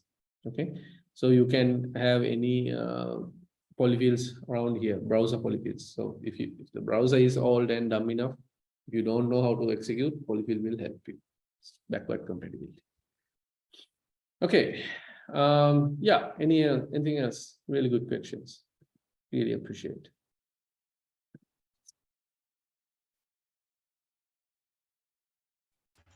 So in React, we usually do is when we're adding styling, so we import style sheets in one component, in the root component. Mm-hmm. So with that, we can use shared classes, shared CSS classes there. Yeah. So what is the best practice in Angular? How can we achieve that shared CSS classes or something? Or Yeah. scoping with That's a good question. So in our SRC directory, you will find this style.scss.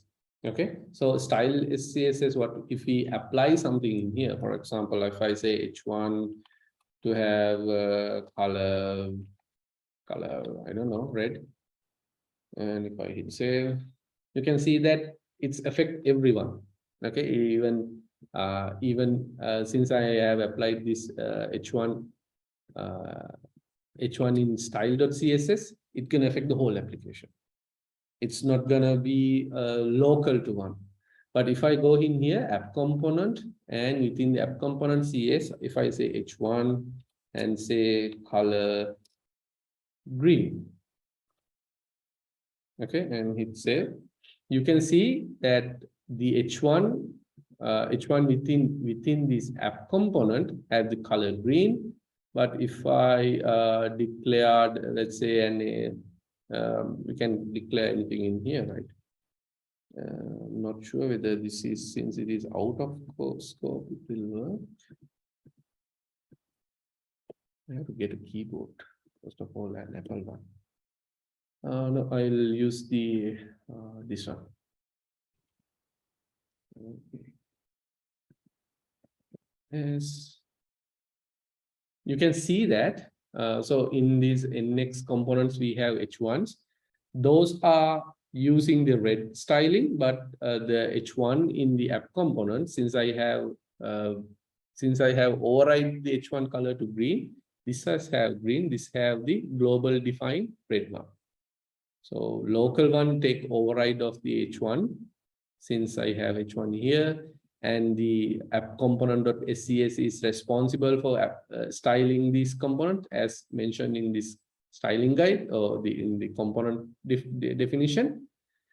But a global one, it's in here, style.css. So it is overtaking the global one for other ones, but for the local one, it is honoring this one. Make sense? Or do you have any other questions? So what does the developers usually do, like maintaining separate style sheets and importing them in that styles.css, and or maybe they are developing separately in the module level? That depends. If your custom components need to have component level styling, you can of course go with the component level styling. But if you want that styling to be global, you can put it in here, or you can put it in a separate styles SCSS file and import it to this global SCSS file. So it depends on the situation, but most of the time what we do is if you have a, let's say you have a global styling system like Bootstrap, you can obviously import that in a style say CSS and you use it in the other components as well. That depends. Make sense? Yes, sir, thank you. Okay, so there is no rule or something like that where you have to use these styling within the component or out of the component. As long as it's suits your need, you can do that. Let's see how we can do styling. Of course, we'll be looking into more. This is, since you asked, we can put global style in the style.css. If you have separate files, you can import those files in here, no issues. If you have component level styling, you can obviously do these things. Even if you don't like component level, you can do it in element level, which will override everything. Right? If I can say style.color.yellow. Yellow is correct, right? Yes. So now you can see the, I don't know, it is a good color. So if I override this in the element level, even it won't honor the style, local style it have defined. It's gonna honor the element level styling. Okay. If I delete this, it's gonna honor the component level one. Oops. Component level one. And if I delete the component level styling, it will honor the global level one. So you can use whatever the component styling. If you have global ones, you can use that. If you have local ones, you can use that. Okay, nice. What else? What else?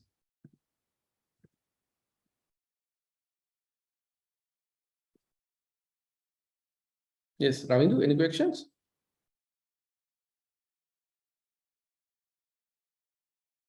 Ravindu? Yes, sir.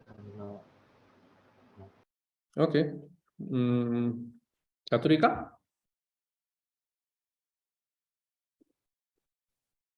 No, sir. Okay. Supuni? No, sir. අපි නෝ තේරෙන්නේ නැහැ නේ අපි ඇවිල්ලා UX UI කරන්නේ අපිට එකපාරටම වැඩි නේද? No, Supini, the reason is being it's good you know styling, but if you know the UX experience, but if you can bring it to life,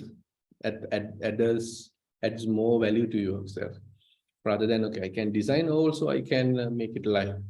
That is like a what do you call that is like a skill that I would like to have. I can't design this. Nothing. If you give me something, I can make it a pixel perfect, but I can't design. It's not in my blood. I don't know how to design. I can, if somebody gives me, okay, you have to design something like this. Okay, I am all over it. But if someone say make a design for a e-learning system, I would be going nuts. I will be Googling all the stuff and I can ask whether you like this or not. That's the only thing I can do. But having these two capabilities will make you awesome. That's why I'm giving you guys this hands-on experience, or you need to know these things, kind of knowledge. So you guys will learn a lot. So bear with us. If you don't understand, we'll try to make these things really simple, and let's try to keep these things more interactive as well. So you guys are tired. Can we go for another 1 hour, or other so you guys have plenty of time to kill.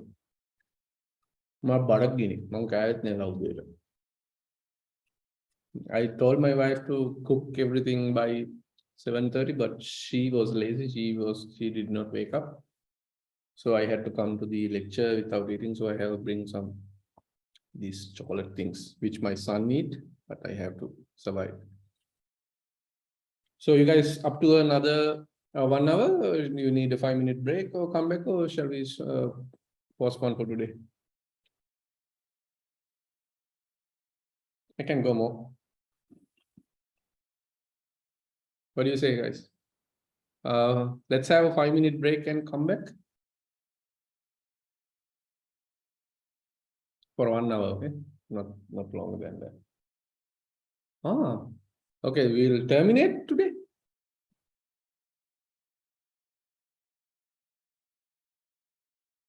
Nobody? Raise your hand, please. We'll end this session for today. Okay, we will come after 5 minutes. Raise your hand, please.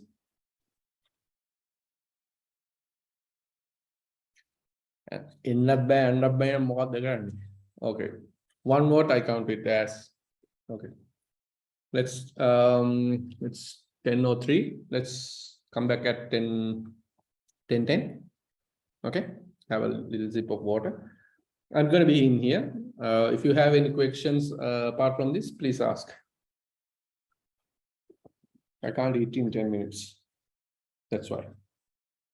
So how is things going, guys? I mean, obviously we are going through a lot of. Let me pause the recording. Otherwise, I might say wrong recording. Okay, so as we discussed the basics of Angular and basics of the things that we're going to be looking at, we'll move on.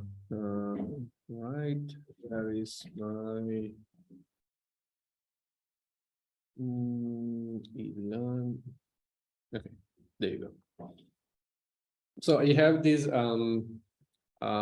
simple component built out. Let's create a custom component. That is like the most important thing that we can do. Okay, so there are a bunch of ways you can create a component, especially when you are using CLI. You can obviously create a component out there. But in this scenario, I'm going to create a component using the integrated terminal. So I'm going to create a component out of this app directory, because remember, you don't create components here and there, not everywhere. Just after within the app directory, right click on the app directory and open integrated terminal. Okay, this will create open up a terminal for you, or you can use the same terminal that you have used. So NX is a command line tool that we're going to be using, and G is for saying generate, and we can say component. Yeah, we just go with component. Before we creating a component, we will create a module for this. Okay, as I mentioned, we'll look into how we can go over the module generation in a separate part. For now, we will create a module as the old way, and we will see how we can remove that. Okay, so I'm going to create a component in GG, and it's going to be a module. And the module, so I like to keep my modules separately. For let's say I want to create a separate page, like a website can contain different pages. So I will create a page in this. So this module is actually a page. So rather than this hello page, I want to create a page called login. Okay, so I'm going to create a module first, and let's see what we can do. Okay, it says blah blah blah, module is created, and you can see on the page there is this login, and a login module is created. Okay, now you can see it's a very simple module. It does not contain anything, but I will create a login component as well. Okay, let's see what happens. Rather than generating a module, I will say nx generate component. Okay, and the name is going to be login as well, and I want to create it under page. In here you can see there is a page directory created, and there is a login module, and I hit enter. So what will happen is it created a module, it created component, and the module got updated. You can see that earlier there was no declaration part happened. Now what happened is the declaration got kicked in. So NX is smart enough to register your component to the nearest module. So you can see in here what happens is created the SCS file, created the HTML file, created the specs file, created the TS file. So these files were created, and you can see there's the last one say updated the module. Okay, so what happened was, first, as I mentioned, the module was created, and this module is now the component is created, and this component is got registered in the module. You can see it clearly in here under declarations. The login component got an entry. Okay, so as I mentioned earlier, we can have multiple components. Okay, let me just for fun, I will create another component. Let's take a closer look at this login module declaration. Okay, I will create a login. I will nxg component. Okay, nx generate a component under page login. I will name my component as login2 for just some reason. And you can see that if I go to page, and there is login2, and there is the component, and okay.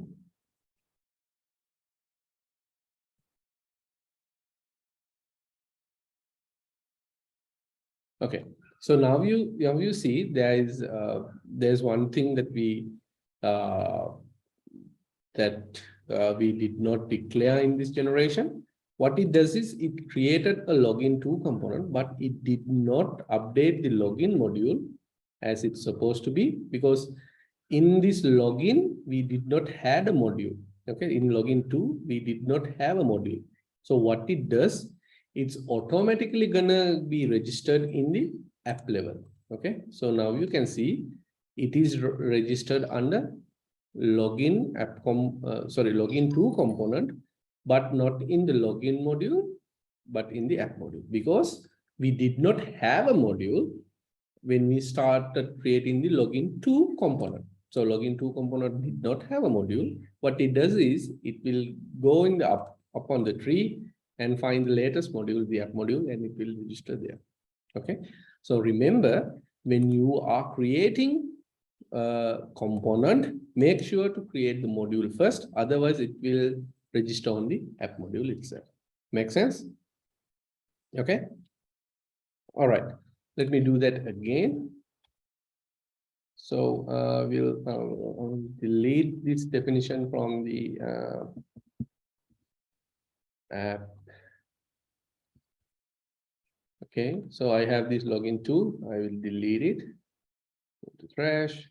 So I generate a component, but I did not generate a module first. So if I generate a module first, what will happen? Rather than component, I will generate a module first. Okay, now on the page, we have login 1, which is with a module and a component. Now login 2, we only have module. Okay, now if I go and create the component,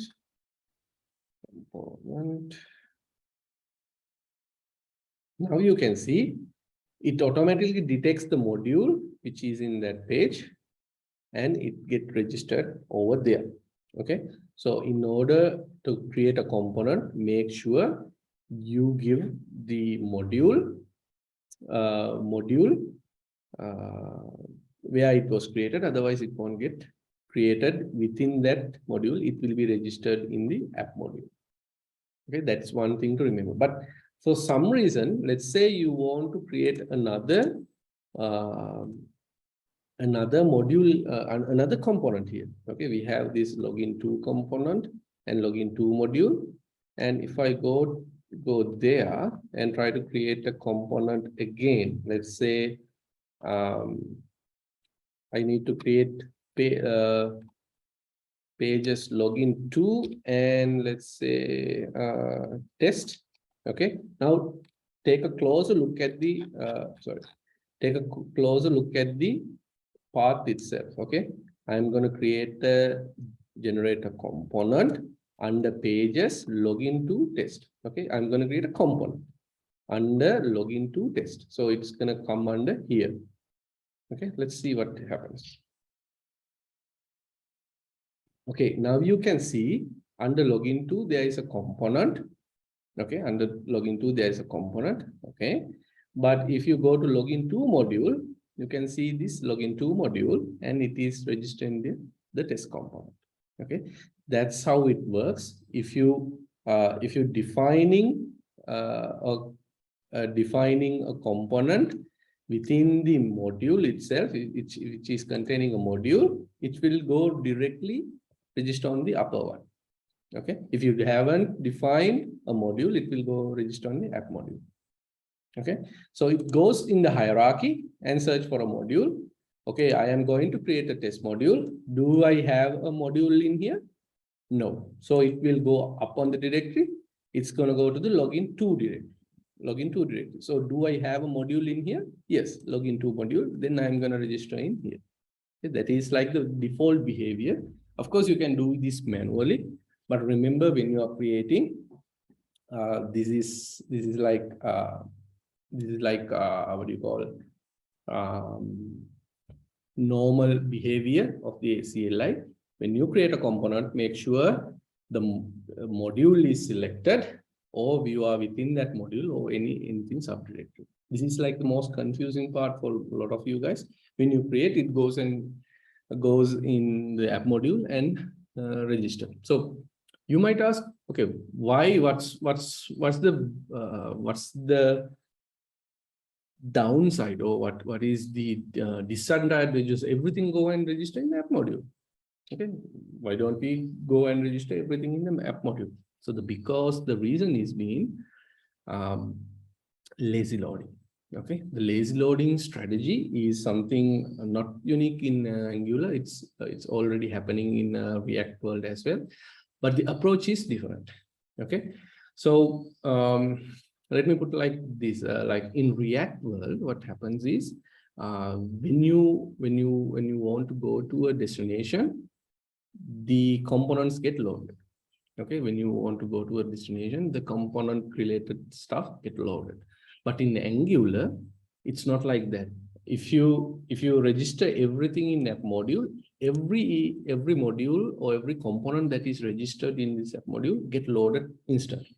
That's how the architecture works. Okay, so in order to avoid loading everything at start, okay, in order to avoid everything in start, What Angular has done is it has introduced the lazy loading. Okay, so in order to lazy load, you can't have everything at that module. You have to have these things in separate modules.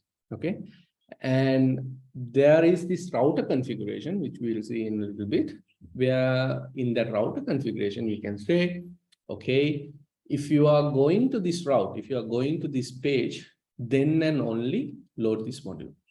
Otherwise, don't load this. But in React, most of the libraries like Next.js or React Router, they don't have to explicitly say, okay, load this module. They know, okay, if you are going to that part, we need to load that component. But in Angular world, it's different. You have to explicitly say, if you are going to this route, load this module.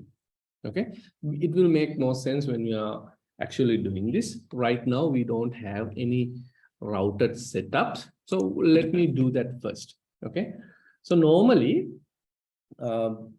as I mentioned earlier, in a React or React Router setup, you can simply say, okay, when you go to this page, load this component, and it will load this component.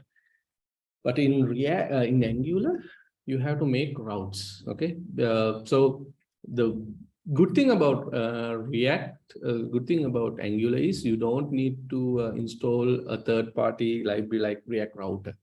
Okay, React Router is not built into React. You have to install it as a separate thing. That's totally obvious, because React is a library. It's not a framework, but Angular is a framework. It comes with goodies inside. Okay, the routing, HTTP, and everything is built into Angular. But in React, you have to install those things manually, which is fine by me, because sometimes you don't need these things. Okay, sometimes you might need any routing. Sometimes you don't need any HTTP calls. So you have added these things manually. But in Angular, those are pre-built in. You don't need to go somewhere or npm or package. It's built in. Unless you are using it, it won't get into your build. If you're using it, you can incorporate these things. If you don't use it, you just go around it. So currently, there is no routing setup. So it's really easy to set up a route in Angular. Routing is handled by something called a router module. Okay, you will see plenty of time we are using modules. Okay, so modules, using modules, we like conceptually organize the codes. Okay, so routing is one conceptualization. So we can put it in here. So normally, if you are generating an Angular CLI, a normal app routing might be come to you, but in next scenario you won't find a routing. I know it's not a good thing or bad thing, but simply it does not provide routing. So we have to create NX. If you are using NX tools, you have to create a routing file. Okay, so I'm pretty much lazy to code. I will get a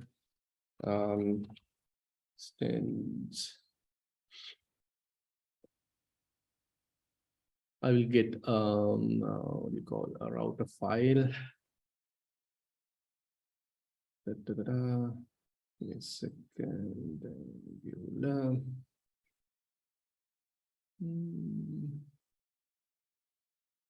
So let's see. Okay. First thing we need to do is create a app routing module. Okay. So this is the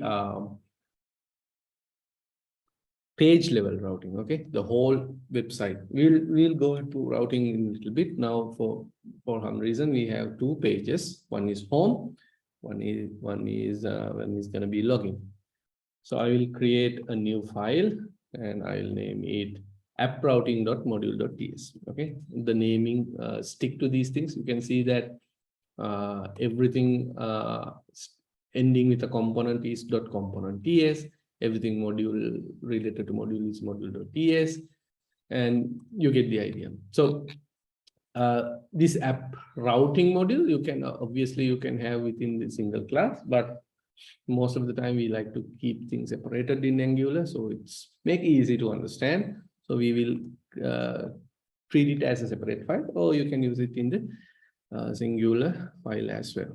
So the only thing that you have to do is in here is to have this piece of code. Oops. Let me paste here. Okay. And you have this piece of code called const.route.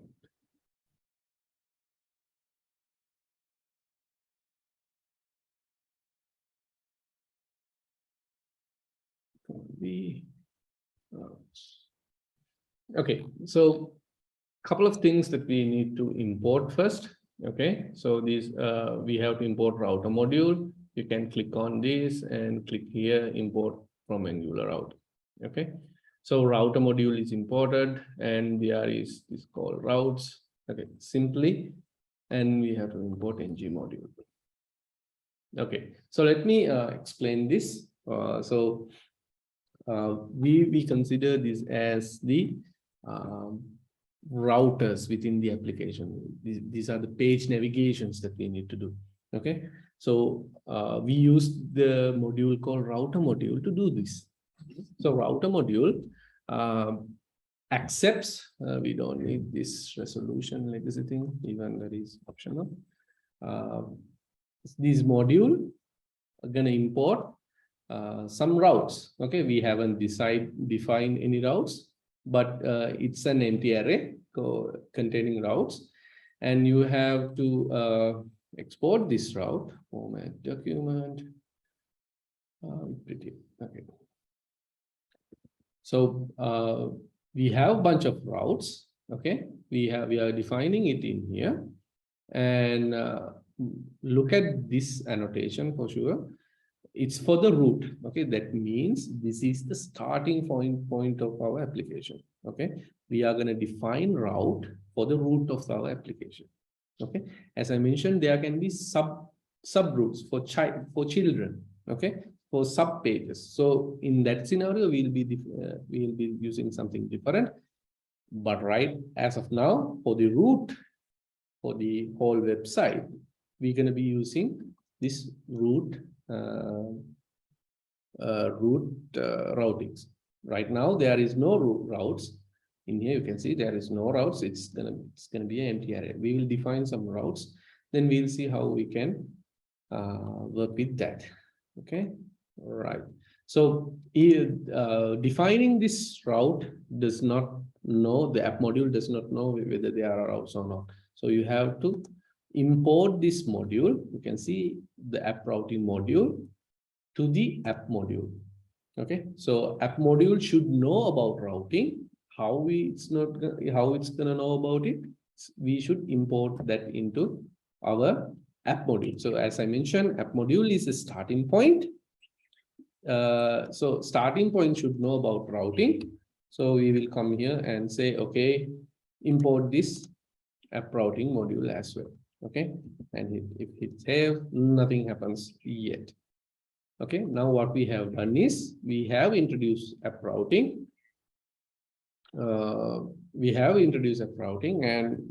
there is at the app routing module, currently there are no routes. So we will define some. So one other thing that we should know about is whatever we put in the app component in here, it get displayed, right? You can see the H1 in here. And if you want to display something the route has, we have to define a router outlet. Okay, we'll see in a different in a little bit what this router outlet does is outlet. Okay, so the route outlet, you can't see anything, right? You can see the hello sign, but you can't see any route outlet. That's because whenever a router is resolved, whenever a router is, when we go to a certain route, whatever that route is to display, it will get displayed around here. We'll see in the example, then it will make more sense. Okay, so we'll go to app routing module in here, and we will define our first route. Okay, this is an array. which can which take object. So first thing you need to do is the path. Okay, so path is where you want to go. Okay, if you define an empty path, that means your base URL. So if I am not going anywhere, if I haven't defined anything, the path is just two empty string. But if you want to load something, if you go there, for example, let's say, let me create another page around here, so that will make more sense. Let me go page, integrated terminal. Okay, I will say NXG module, and I will generate a home. Okay, I created a home module, and I will go to create a component as well. Okay, so I have created another module. You can see that there's home, there's login, there is login 2. I'll just delete login 2 for now. So I have two pages. I have home. Okay, it says home works. I have login. It says login works. So I need, when I come to the home page, or there is nothing to load, I want to show the home page, this guy here. Okay, so what I can do is I can define that in our routing. Okay, so when there is nothing, when there is no URL defined, or when there is no path defined, I want to say, okay, load the home page. Okay, so by defining the by loading home page, what will happen is you see this route outlet here. When we go there, it will load the home page. Whatever it contains will be replaced in here, route outlet. Okay, let's see in action. Let's go to the route outlet. Now we need to say somehow load that module, load that home module when you are going to the empty path. Okay, it's done easy, saying load children. Okay, this is the yes, this is the method that we're going to be using to load a module. Okay, we're going to be loading a module, not a component. Of course, we can define a component, but we are not going to define a component. We're going to import a module. So we should say load children. Okay, and load children followed by this, and we will get into these things in a little bit later. Let's say import. I'm going to explain these things as well. So I will go for the page, home, and home module, and I will say then, sorry. Then I'll explain these things in a bit. For now, let's type in m and m dot home module. Okay, let's save.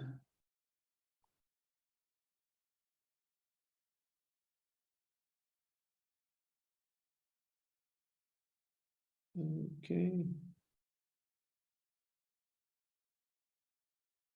Route children, okay, path side. App module, outlet should show. Fit is not. What you can do is sometimes it needs a restart. Let's see.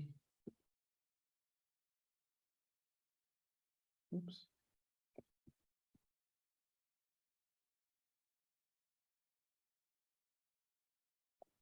Okay.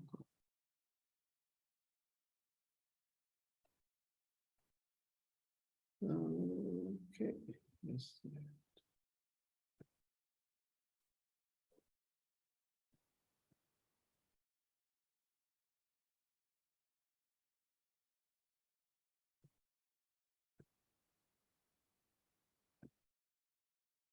Next serve. Serve less of minus somebody is using that, not this guy. Kill -9.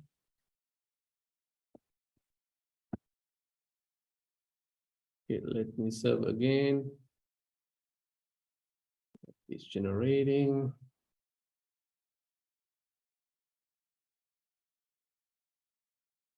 Okay, what have we done wrong? Import routing.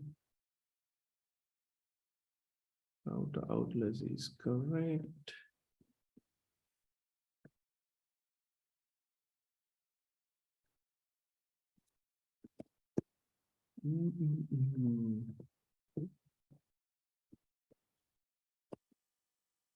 Okay, let's go to, okay, I know what the reason is. So we have mentioned, okay, let's go through this quick short. So what we are doing is, what we are telling in here is, when you go to this module, okay, you have this you have these routes. Okay, we are defining the route for the whole website right now.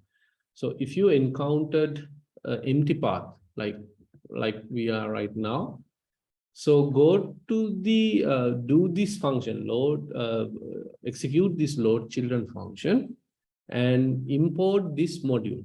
Okay, import this module. Which module? If you look at this path relative to this app routing module, you will find a page directory, you can see, and home directory. Within that home directory, you will find this home module. Okay, let's go to home module in here. And within the home module, you can see that there is this home module. And what we have done here is we just say load this file. Okay, this home module is a file. You can see in here, home module is a file. And remember, in Angular or any other TypeScript, we can have multiple modules within this same file. Okay, remember the term file. So within this home module.ts, we can have several modules defined. That is, for some reason we don't do that, but it is possible that we can have multiple modules. So what we have to do is, okay, after you loading this file, after you load this file, within this file, you will find a home module. Let's say we have two modules in here. Okay, we have to say, okay, within this file, you will find home module or any X module. Don't use any other module, just load the home module. So what we have done is, after loading this file, within this file, let's say this file, so it will make more sense. Okay, within this file, you will find the home module. Okay, this is the home module that we want to use. Load this module. That's what it says in this routing.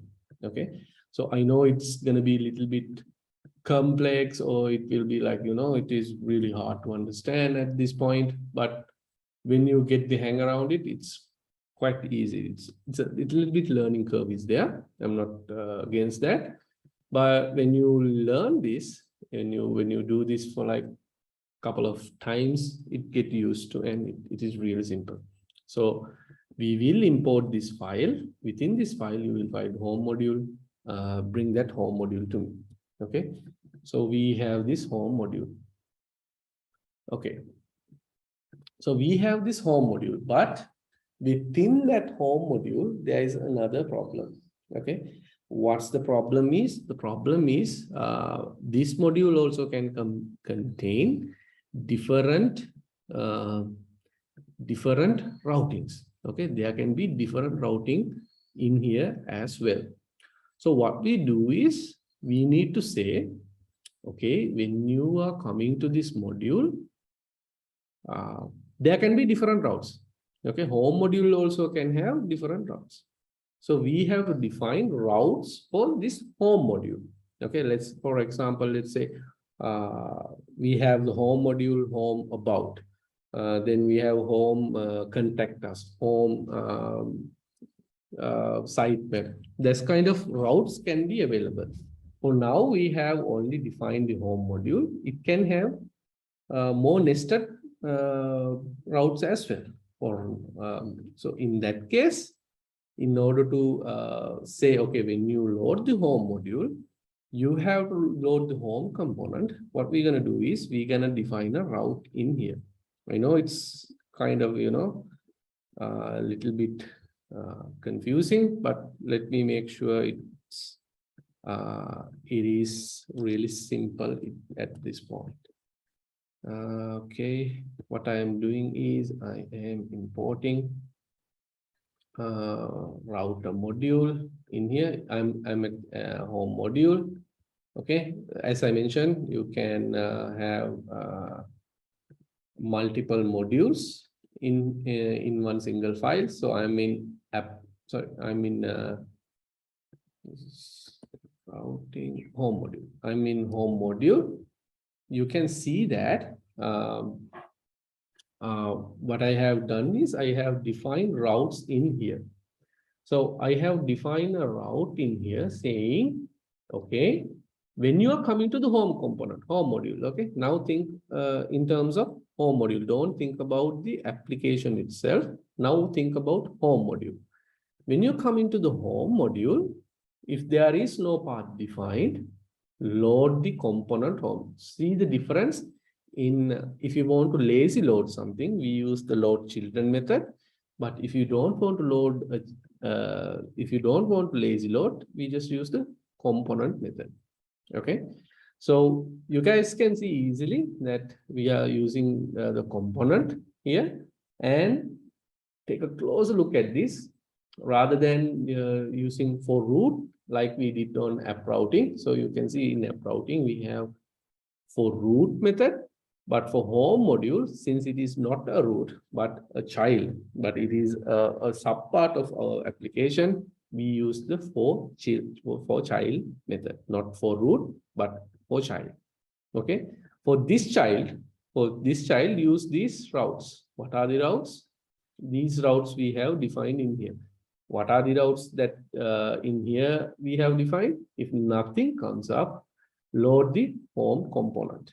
Okay, even further down you can go with the load modules, load subcomponents or load submodules, whatever you like. It's really nested. You can go unlimited deep. Okay, but right now the home routing module is not registered here, so I will copy this, and in the home module, make sure this is home routing module. This is the home module. So home module have no idea about home routing module, so we have to import it. Okay, so module to module communication done by importing these things. Obviously, we have to define this before, otherwise what will happen? It won't work. Now, if I hit save, now you can see the home works appear. Okay, let me go once again to explain how this routing works, so that that will make more sense to you guys. And let's see how it's affecting our code organization and optimizations. Okay, so let's go from the top. Okay, so we have the app which has an app routing module. So we consider this app routing module as the very top or very first thing that loads to our application. Okay, so it is a module. Remember, app routing is a module as its name defined, and we have to import routing module. So routing module is in charge of doing the routings. Okay, so in here app routing module for root, we define some routes. Okay, these are the routes, or these are the navigations in the whole upper level that we can go. Okay, so we can see routes, and in here the path, if the path is not defined, that means we haven't gone any URL or something like that. Then what you have to do is go and load this home module. Okay, so what we'll do is we'll give a relative path to this home, and we will go and load this. So if I go to home module, this is the home module, and home module is also containing some sort of modules, some sort of components. Okay, we have to say, okay, when it is coming to home, the home can have multiple routes. Okay, so when it is there, if you are trying to route within the home component, what you have to do is you have to define home routing module. So home routing module is where you can define home related routing. Okay, so now you can see rather than using for root, since it is not the root, we are saying, okay, load route for this child. Okay, a module, whatever it is not in the root level, it's we consider it as a child. For this child, use this routing definitions. Okay, it's the same as the one we have used earlier. Rather than lazy loading the home component, what we have done is we call this eager loading, or we directly say load this component. But if you see in the routing modules, we use lazy loading. So lazy loading done is by load children. Eager load is done by directly defining the component. Okay, it's a little bit complicated at first, but when you get the hang around it, it's really simple. Really simple. All you have to do is try this like 10 or 20 times. You will get this. Okay, believe me, you will get this like 10 or 20 times. Only thing that you can mess up is a not working project. Okay, do this 10 to 20 times. You will at least understand what these things are. Let me do another lazy load routing for this login. Okay, we have this home, we have this login. So I haven't set part for this login module. Okay, first thing I need to do is we need to have a login routing. So whenever somebody comes to login module, what should happen? So I'm gonna copy this without a shame, and I will go to the login module and I will paste this. Okay, I will go routes, import this route. So if login module have, so obviously it is not going to be home module, it's going to be login component. And I will import this, and it is not home routing. We tend to keep the naming as it is. So it's going to be login routing. So if somebody comes to login, okay, if there is no path defined, load the login component. Okay, so this is the login routing. We have to import in the login module. Okay, really simple. Do this 10 to 20 times, you will get it. So we have defined the login modules and what components it should load. But in a routing module, we haven't used the we haven't said the we need to load the login module. So it's really simple. Same thing. We have to say path. And one thing to remember, you can't have the same path for two different components. Okay. So empty path and this path, it's not possible. You can't load two different things to one unique location. So we have to say, okay, only this happen if you go to path login. Okay. Then we have to say load children. In here, we will say import, sorry. Oops. Import. In here, relative to this page, go to login and load login file, login module. Then what should happen is within the file, you will find login module and login router module. So we should be mind enough to load the login module, not the router, because router is used by login module. So we have to use say login module. Okay, and hit save. We format this, format document. Okay, it will look nice. Now, see, I have two main routes.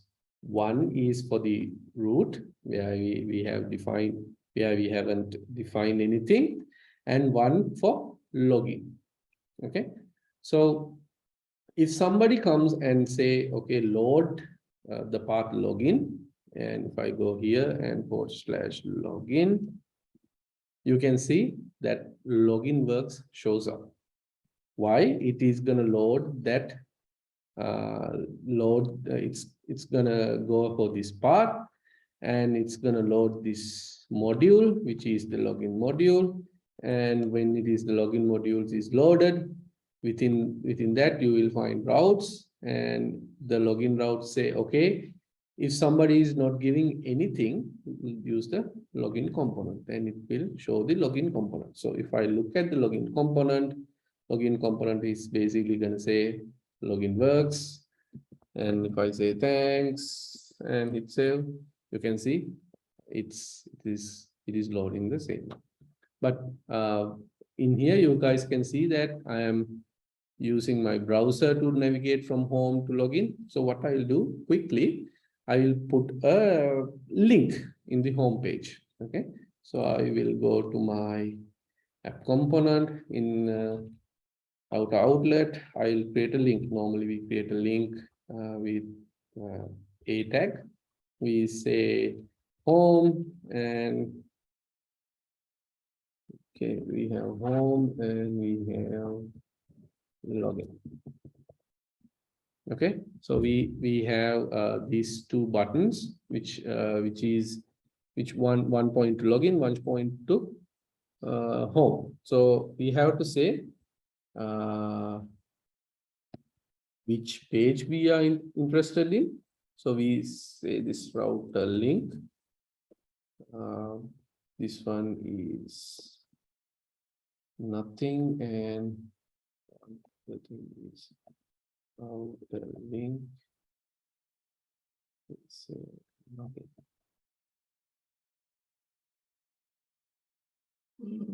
Outer you need a U here, right? Route. Okay, so obviously you guys can see there are like, let me put a break here, otherwise it is not visible. Okay, so you have two links now, one for the home, one for login. You can see that if I click log home and login, you can see the page is changing. Okay, and URL is also changing. So we have to put a router link. If I did not define anything, it's going to be the root. If I define login, it's going to be the /login. Okay, so this is the routing module, and this is the basic routing. Now I will show you what's lazy load is all about, so you guys can see why this hassle is done. Okay, so let me go to home and refresh this page. Okay, so you guys can see in initial load, there are a bunch of files that loaded. Localhost, runtime, Polymer, main, styles, and apps e-learning page. Okay, but let me clear this out for real quick, so we know we don't see anything. Now, if I look at the URL, it is 4200, nothing, the trailing slash. If I click login, now you can see another chunk of code is loaded. Okay, this is the login module.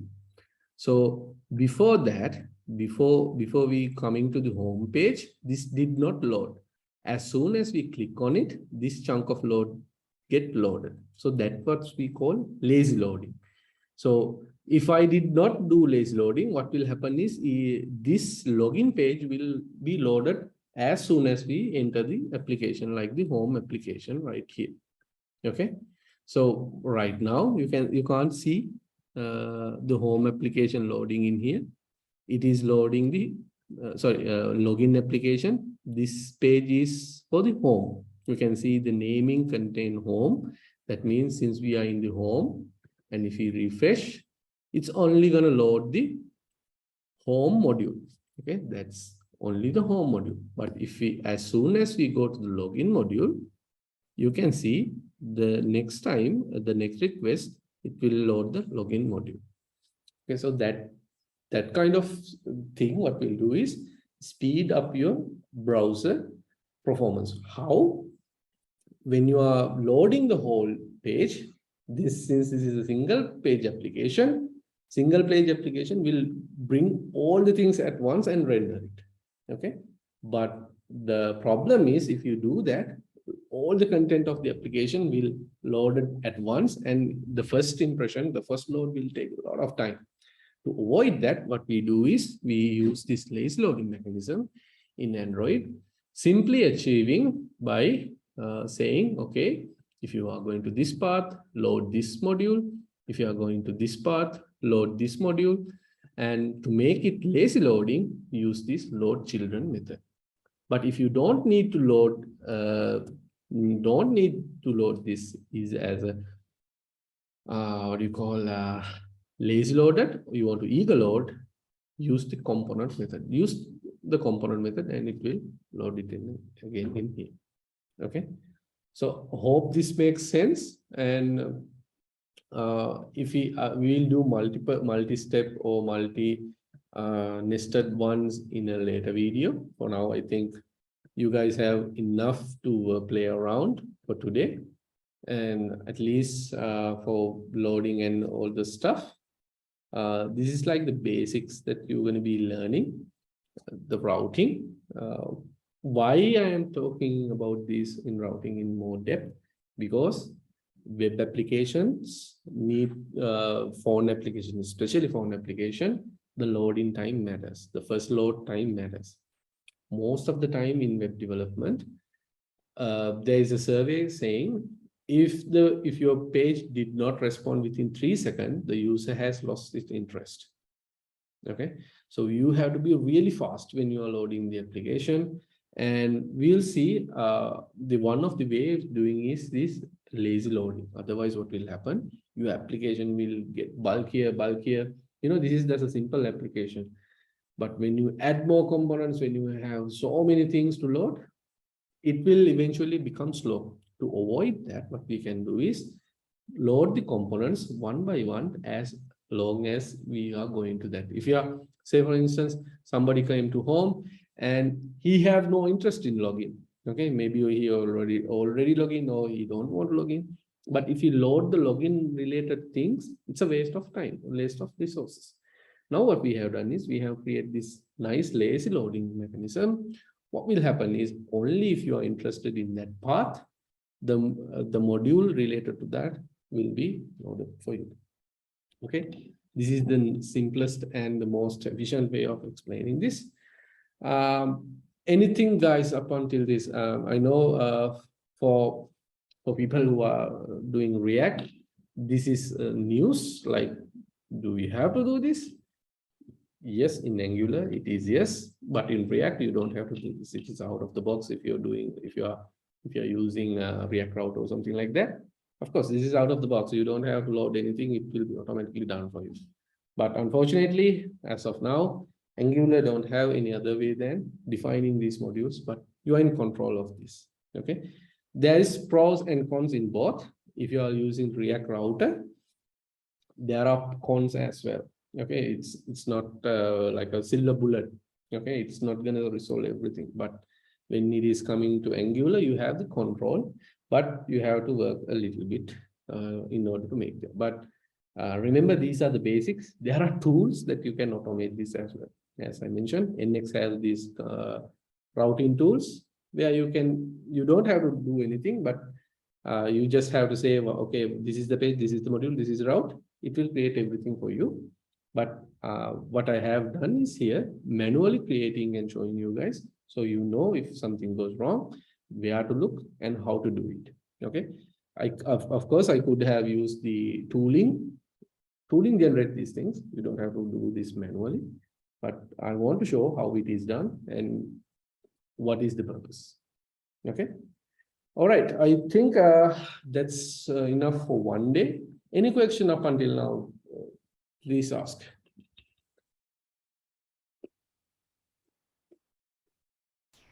So what's the logic behind choosing between modules or components? Or is this similar like in React, or any tips on it?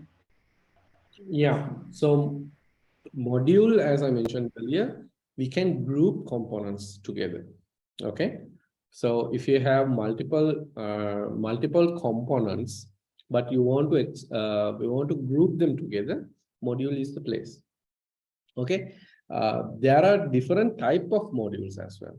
So in here, we have defined router-based modules. Okay, these modules can associate with the route. Okay, these modules are associated with routes, but there are modules which are not associated with routes. Okay, so they are now what do you call their logic, or their intention is to conceptualize everything, two or more components into one single use case. For example, let's assume this. We have a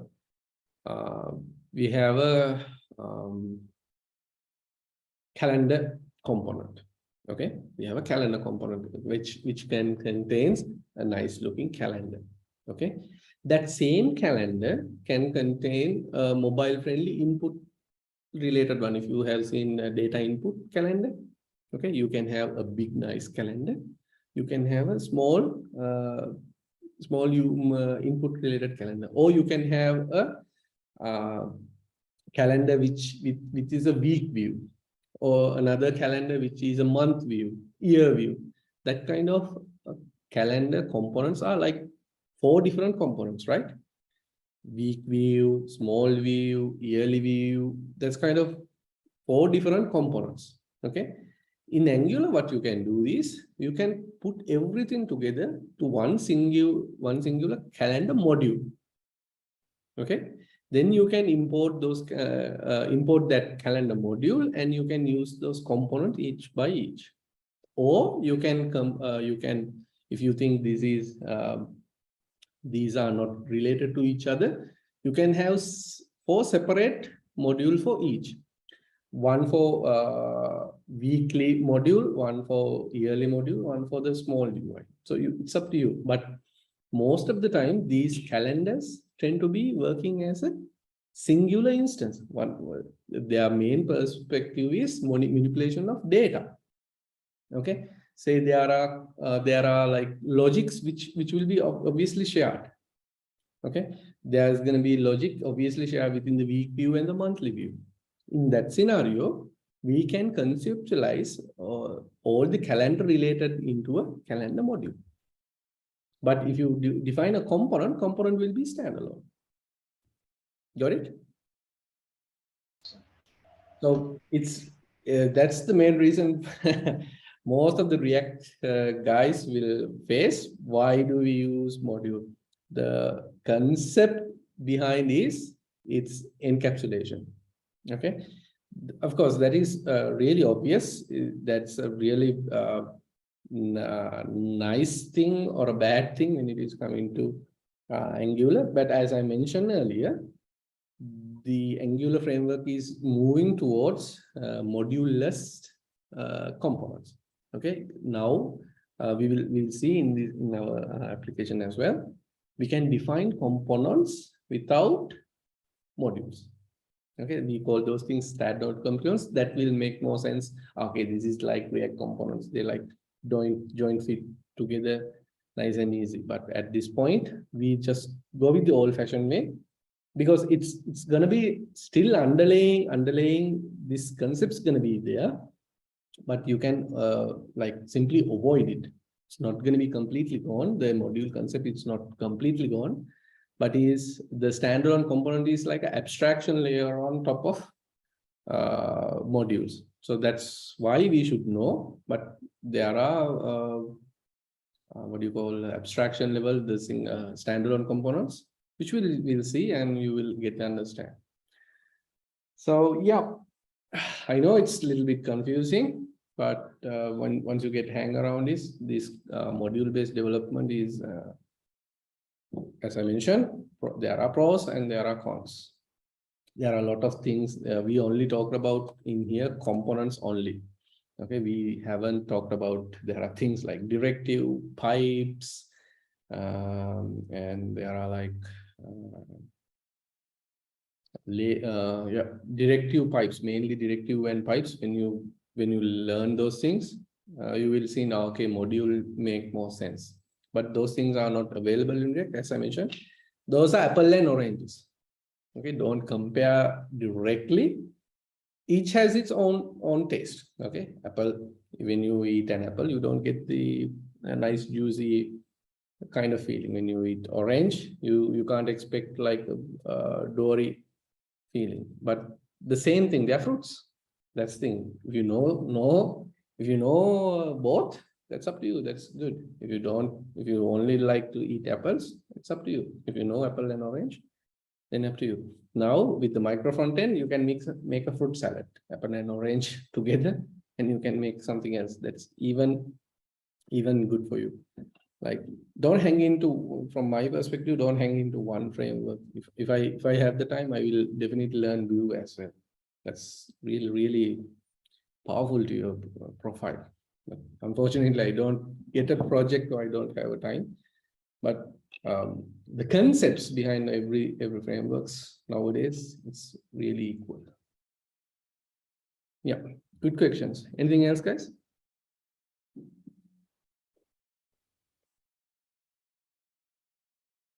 Anything else? Padma, Supuni, Shanaka, Ramindu. Maybe I can share the source code.